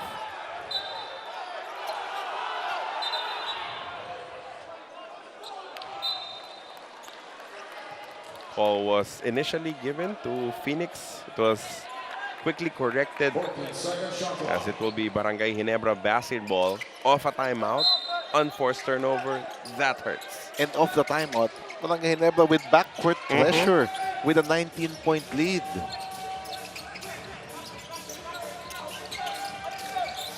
Scotty inside. Draws a foul from Verano as he was beaten in position. There's just a different look in the eyes of the Barangay Ginebra players. They know that they can't let another season pass without them winning a championship. They were very close the last two conferences, of course, with Justin Brownlee. Because ever since 2016, when they first met Justin Brownlee, they won a championship every season. Even in the season that we only had one conference, they won it inside the PBA bubble. That all ended last season. And now this is their final opportunity. Plus another. And they're doing this with a team that can win. They were in the finals of the last two conferences. 102-82. A 20-point lead. Tyler Teo trying to post up against Abarientos. The swipe was called. 2 free throws for Tyler.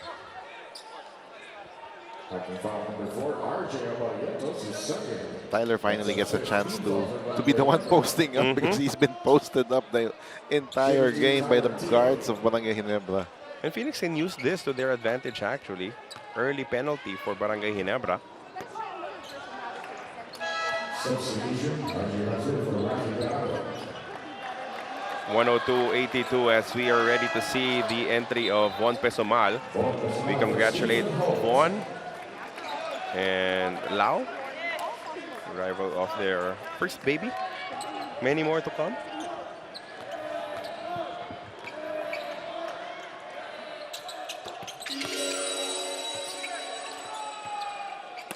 Matthew Wright in attendance. I'm sure Phoenix could have used a player of his caliber. Well, anyone could use a player of his caliber. He's so good. Matthew Wright. He was their best player for a few seasons. And we were talking about the PBA bubble. How about Phoenix in that span? Really good. Boy! Scotty Thompson wanted a putback dunk. Almost got it.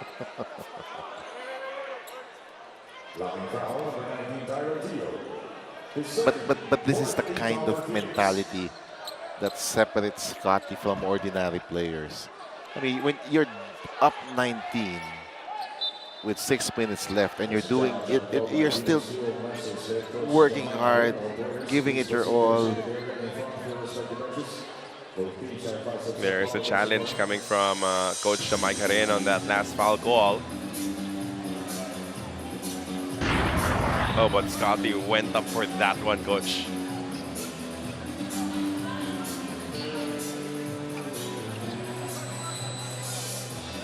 And for Coach Mike, he has a good team. Like, the pieces definitely there.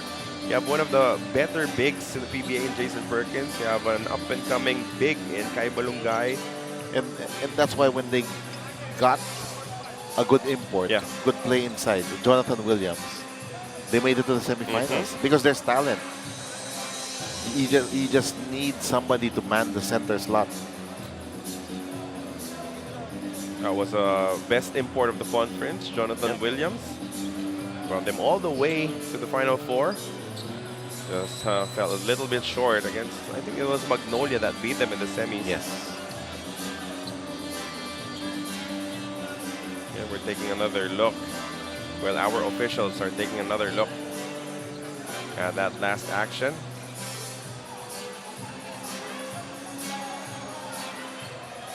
Blocking foul was whistled against Tyler Teo.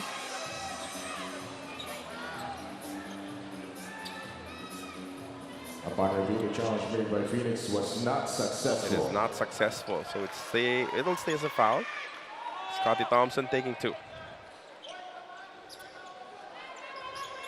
But you were right, Scotty. He really did. tried to He dunk that did. ball. The free throw, Scotty Thompson. Scotty Thompson, 16 points. That's 17. 12 assists, but only a measly 2 rebounds for Scotty. We're kidding, of course, because you know, it's something he has not needed to do in this game. We send it over to Bea. Carlo and Coach Mark over at the Phoenix huddle, there is still concern about their team defense, especially with Ginebra hitting some tough shots here in the final quarter. But more than just defensive adjustments, Coach Jamike is also calling for more urgency on their offense. He is urging his guys to stay disciplined with their sets and make a real effort to get Jason Perkins open for the best possible looks. Phoenix knows that they will need both ends working if they want to close this one out strong. Back to you guys. Well, Perkins has been their best scorer all game long, and sometimes they tend to forget that he could be an option, especially when it's not Japeth manning him. They kind of went away from him in that third quarter. And that will be a turnover against Barangay Ginebra. That play went nowhere. I mean, Tyler T, on the other hand, showing us that he has some post moves as well. You know, I think it started when Phoenix hit their threes. They kind of veered away from the Jason Perkins heavy offense. And when the three-point shots were not falling, they could not send the ball back to him.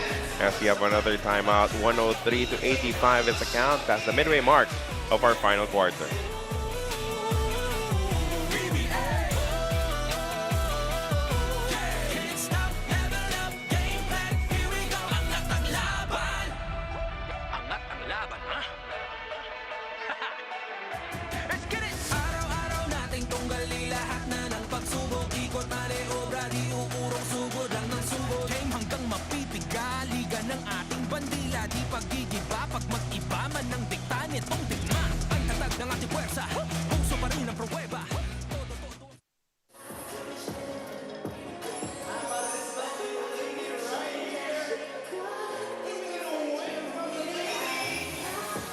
A lot of things to talk about for the Phoenix Hill Masters. They have 5 minutes and 50 to try and inch closer to Barangay Ginebra, leading 103-85 here inside the Phil Sports Arena. Our second offering for today. In our first game, the Converge Fiber Xers scoring a bounce-back win as they defeat Northport. Batang Piel, Converge, another team looking strong here in our elimination round. That's a very promising young team led by Baltasar and Aranya, and then in the backcourt you have Stockton. If you compute the advantage of Barangay Ginebra right now, it's at 18 points. And you look at what they're not getting coming from Kai Balongay, it's almost one-to-one. It's almost equal. Right. As Kai just has not shown the aggression that he usually has. Maybe frustrated with the level of defense Barangay Ginebra is playing. Finally, a touch for Kai, and he will be fouled. He'll take 2. This is where you see coaches trying to rescue their players, give them some confidence back. You probably will ask why is he still in the game? He's struggling. He's a rookie. He needs a lot of minutes, and Coach Jamaica is just riding him out here in the fourth quarter.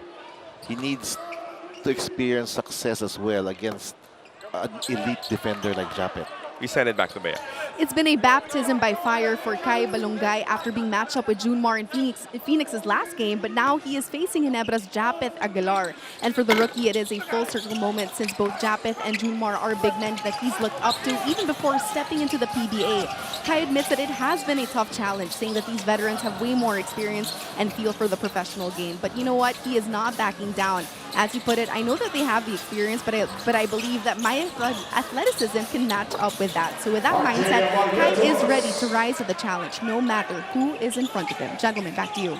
Well, Bea, it will take some more seasoning coming from Kai Balongay to be able to match up well and successfully against the players like Junmar Fardo and Japeth Aguilar. But the experience that he'll be able to pick up in this type of game and suffer through this kind of struggle will only make him better. But you see the difference there. With Junmar, especially if Junmar is the one guarding him, he can score. Because he has something that Junmar doesn't have, that speed and athleticism. But in this matchup, there is really no advantage that he currently possesses against Japeth, and that's why he's been locked down defensively here. Because if you're someone like Kai, Japeth is the type of player you hope to be at some point in your career. That's where your progression is headed.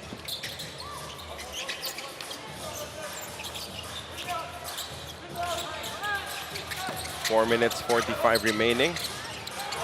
Quick trigger from Von Pesumal. It's good for three. You can see the entire bench celebrating the three-point shot from Von Pesumal, and now the entire Phil Sports Arena is in celebration because your favorite player is about to check in. Balongay with a bucket inside. Again, it's all about the next game now for Coach Jamai Karen and Kai Balongay. We see this in volleyball as well. You set it up, a mistake is made by your hitter, the setter gives it right back to him. Yes.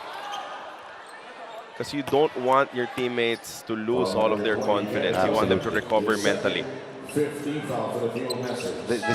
is coaching being done by Coach Jamai here. And now we have timeout for Barangay Ginebra. They're mandatory here in the fourth quarter. 108-88, a 20-point lead for the squad of Coach Dem.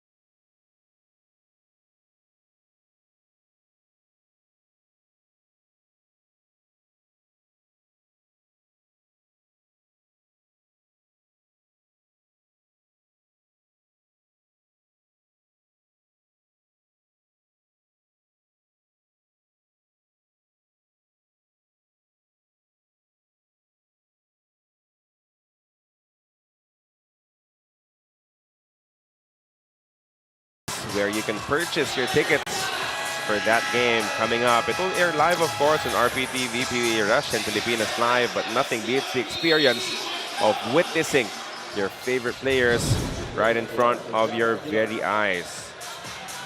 Adrian Nocum running alongside CJ Perez. Yeah, that alone is worth the price of admission. Absolutely.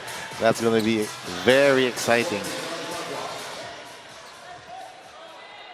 14 on the clock for Barangay Ginebra here, as they have not allowed Phoenix to get in any substantial run here in the final quarter. Barrientos will go to Pesumal. That's a foul from RJ Azul.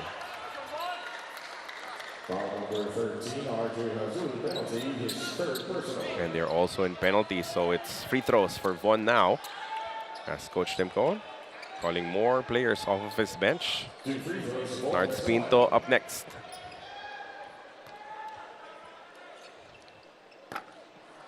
Von Pesumal, after making that three-pointer, misses a free throw.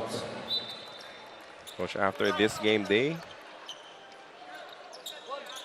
We will continue with the action this coming Sunday as we travel back to Montalban.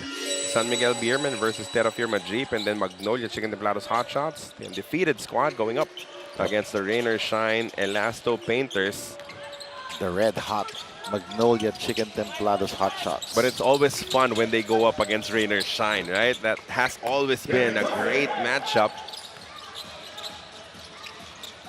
Especially now that Paul Lee was making it rain from the 4-point range. See that game against Meralco? Boy, he was on fire. Let's see if he will stay hot. And if Magnolia will stay undefeated. That's just a lot of shoving and pushing between Raymond Aguilar and Jason Perkins. Aguilar able to manufacture 2 free throws for himself. So the crowd favorite getting some cheers here from this Barangay Ginebra crowd.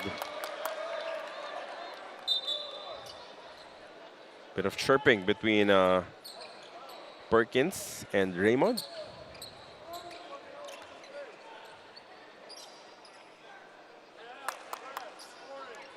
Technical foul on Jason Perkins. Technical foul on Raymond Aguilar, both for verbal altercation.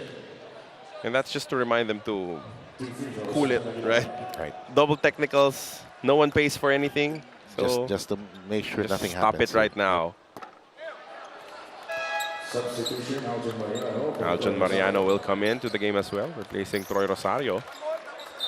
But for Coach Jamaic, he will keep his players on the floor. No move to sub out anyone. And that's the additional challenge of being a player in Phoenix. You know, sometimes Daves will get an opportunity, right? Other guys might get longer minutes. As you take a look at the assist numbers up against their field goals made. Sometimes Richie will earn 10 minutes in a game, but this is the continuous adjustment and readjustment of Coach Jamaic. You just have to be ready at any given time. And Richie, we have not seen Richie here in the second half. I thought Richie took, I mean, he can make the three, but he took 2 3-pointers in that second quarter. I thought you want Richie to go attacking the basket, especially when he was playing with RJ Azul and RR Garcia. That's a loose ball foul against, I believe, Raymond Aguilar. Got in the way of Kenneth Duffin. Number 23, Raymond Aguilar, penalty. His first.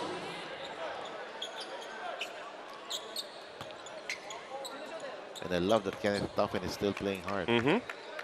He only knows one way to go. Has had a much improved offensive game here in the PBA. But was a talent. Was a hard worker when he was playing for your squad, Coach FEU in the UAAP. Oh, when we saw him in New Zealand, he had no skills whatsoever. He was just he was athletic. He's long. Of course, he has the size. He was playing cricket. That's a little bit different from basketball. But he said he wanted to have a career in basketball, and his mom is Filipino, and he knows basketball is big in the Philippines. The better half of Kenneth Duffin, watching, applauding the effort.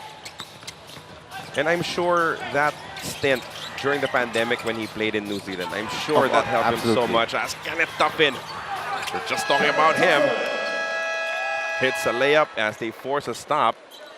Coach Dim, even if his team is up by double digits, he demands them to play at a certain level up until the very end of the game. So he will call another timeout. That was a throwaway leading to this layup from Tuffin. Again, we wish him a belated happy birthday as he head into this timeout. Di bale, walang pake sa maaarte. Tuloy lang at kampante. Ginto lang ang diskarte. Bumubulusok, umuusok, tumutusok at tagos sa bawat sulok. Mabangis kumikinang ang lahat nahihibang. Nagliliyab, nagniningning parang pinagtakpong hilig. Bawat tupunan, merong hamunan. Laban kung laban sa bayanan. Isang bansa, isang bansak. Hey! PBA! Alam mo to, laro mo to. Tuloy sa kampyonato. Sama-sama tayo, manlalaro, tapisyonado. Ang nataglaban, everybody let's jam. Can't stop, level up, game plan.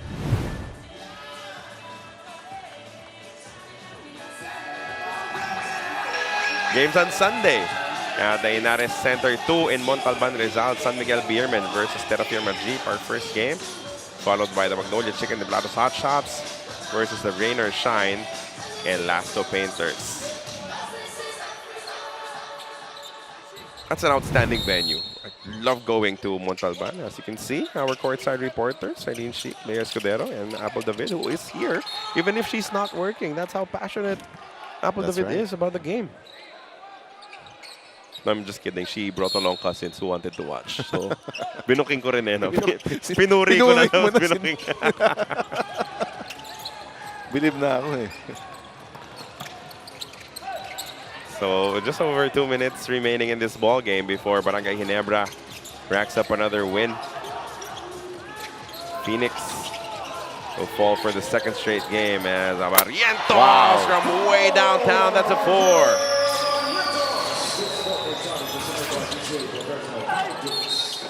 But Kenneth Duffin still scores inside. Draws a foul as well coming from Aguilar. I want to see Kenneth Duffin play with this kind of aggressiveness and toughness more consistently. Sometimes there's an over-reliance with the three-point shot. He doesn't really, not very comfortable to put the ball on the floor. Like he is skilled, right? He can attack. He can be selfish sometimes. Yep. Although he will miss that bonus free throw. Phoenix still pressing, still trying to force turnovers. As Pesuma will not hesitate. He'll miss from deep.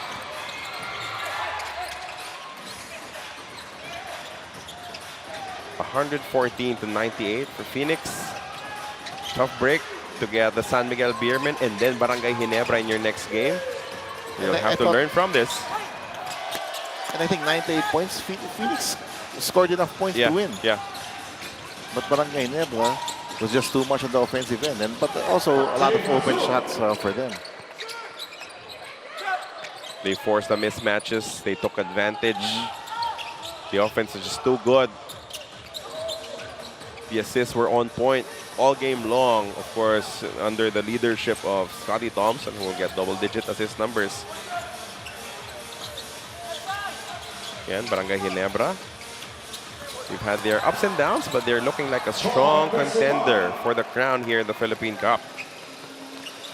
I mean, this race could be wide open. I know Magnolia is #1 right now, but you cannot turn your backs on San Miguel, on Barangay Ginebra, on the Grand Slam hunting TNT. For sure. TNT is making a run. Converge is solid. And then Rain or Shine is also a good team. Just looking for the final score here in this matchup. But Phoenix still trying to put up shots, trying to inch closer. Balongay. Yeah. That's why I think the race to who will get top 4 is really going to be that is true. The top 4 in the Philippine Cup now means twice the beat advantage. Usually it's just the top 2 that will get there. Barrientos testing the defense of Cuellar, and he takes one right over him. Trying to steal best player of the game honors from Japeth. is RJ Barrientos. One of those days here for Ron J.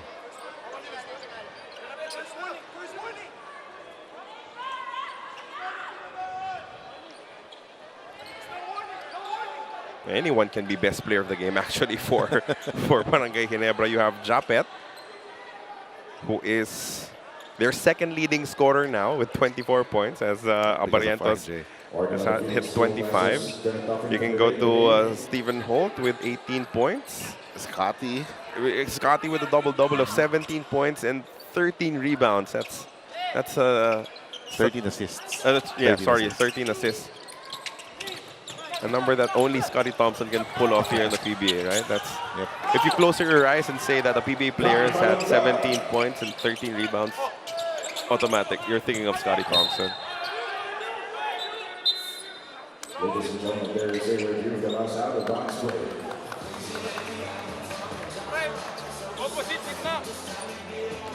As we are in the final 2 minutes, we can review all of out-of-bounds situations.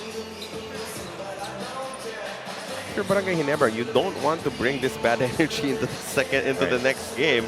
That's why Coach Tim still is demanding his players, even his third unit to play at a certain level. And they're playing all the way to the end here. Both teams are still playing hard. Called the timeout up, what, 16 points in the final 2 minutes? Right. Phoenix has cut this to single digits, but of course only 9.5 seconds left. Still calling a timeout. Here's Coach Jamaica there. Just a teaching moment perhaps. A drop a play, see if your team can follow it to the hill. Try to look for a basket. Might come in handy in another game to run a play here.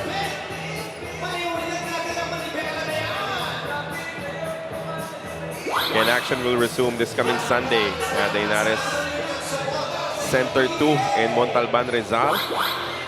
San Miguel Beermen versus Terra Firma. And then Magnolia versus Rainer Shine. Abarientos, the leading scorer for Barangay Ginebra, coming off the bench, dropping 25 points, 5 of 8 from the three-point range. Good number of rebounds and assists as well. It was shooting display today coming from RJ Abarientos. And then when you're coming off a bench, you're looking like RJ. There's no real pressure because even if you do not play well, you still have Scotty, you still have Japeth to get the job done for you for Barangay Ginebra. But when you play well, then you get the minutes and you get the shots. And RJ has shown that he can be a big-time scorer in this league. Oh, we have no doubt that he can definitely score with the best of them. Fuel Masters just looking for one more conversion, one more basket. How about a foul? It's Aljon Mariano. Foul number 31, Aljon Mariano. Penalty. And teams have been in penalty for a bit now.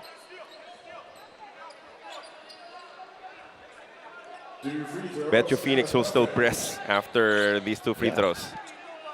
They've done it the entire, the last couple of minutes, 3-4 minutes. And a tough in with a strong effort here in the fourth quarter, but it won't be enough to turn this ball game completely around. So it's on to the next play. It will be quite a break for the Fuel Masters. Enough time to recover, regroup, and try a late push for the playoffs. Yes, that will end this ball game.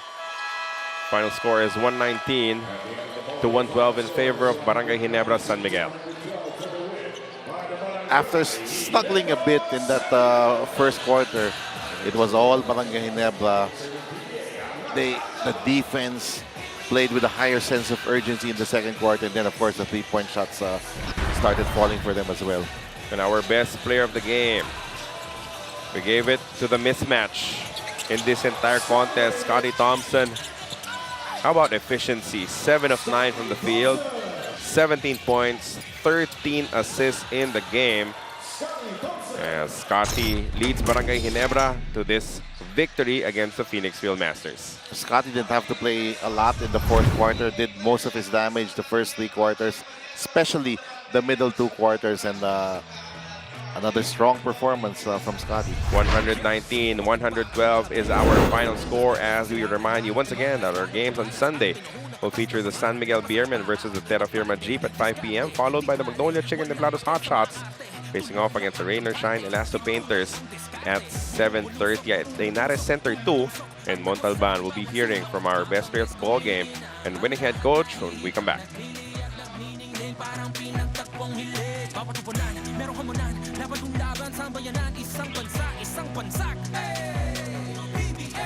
Alam mo to, laro mo to, tuloy sa kampyonato. Sama-sama tayo, manlalaro, tapisyonado. Angat ang laban, everybody let's jam.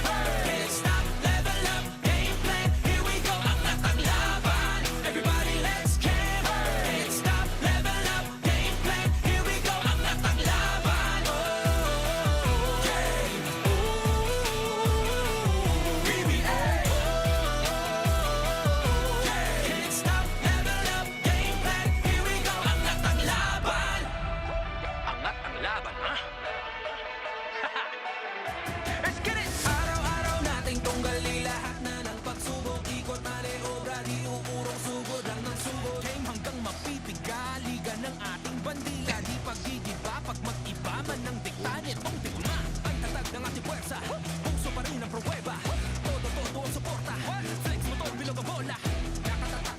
Barangay Ginebra builds on their winning streak with a win over Phoenix. Good evening and welcome to the post-game press conference. I'm joined by our winning coach, Coach Tim Cone, and our best player of the game, Scotty Thompson. Congratulations, gentlemen. Coach Tim, today was all about solidifying your grip on the top 4 spot with a winning streak, having held Converge to just 66 points the last game, then scoring over 100 today. Are there still pressing concerns that need to be improved on in the next game, or are these back-to-back performances able to give you more confidence that the team will be successful approaching the tough stretch of games that lie ahead? Boy, that is the longest question I've ever had in my life. Let's see. You know, Phoenix is a really, really dangerous team. They are very dangerous. Their coaching staff is extremely creative in their approach. You don't know what they're going to throw at you. They do a lot of different defenses. And they play a unique lineup where they're playing like 4, power forwards to start the game. So they play very creatively. So it makes them very, very dangerous. I thought we played an absolutely fantastic game against them until the last couple of minutes, the last 4, maybe 3 or 4 minutes with the second group. And that got a little sloppy. But aside from that, I thought we played a really good game on both sides of the floor. They shot the ball real well tonight. And despite that, we were able to establish 20-point leads or 16, 18-point leads. So that's a credit to the guys and their unselfishness. And I think we had 20 assists on 20 makes in the first half. So guys are moving the ball. So those things are looking good. We're getting better. And this is the first time we've been able to put back-to-back games together. So that's really important to us. Thank you, Coach Tim. Now, Scotty, last game you had a near-perfect game. And today you were also consistently efficient on both ends of the floor. Do performances like this make you more optimistic on your chances of bagging that top 4 spot? I think we just have to play our game every single game, and then kailangan namin may sense of urgency every game kasi we all know lahat sa teams very tough game, and I think crucial sa amin kasi we know the tough 4 yung twice to beat, so everyone step up every game, and then yun lang.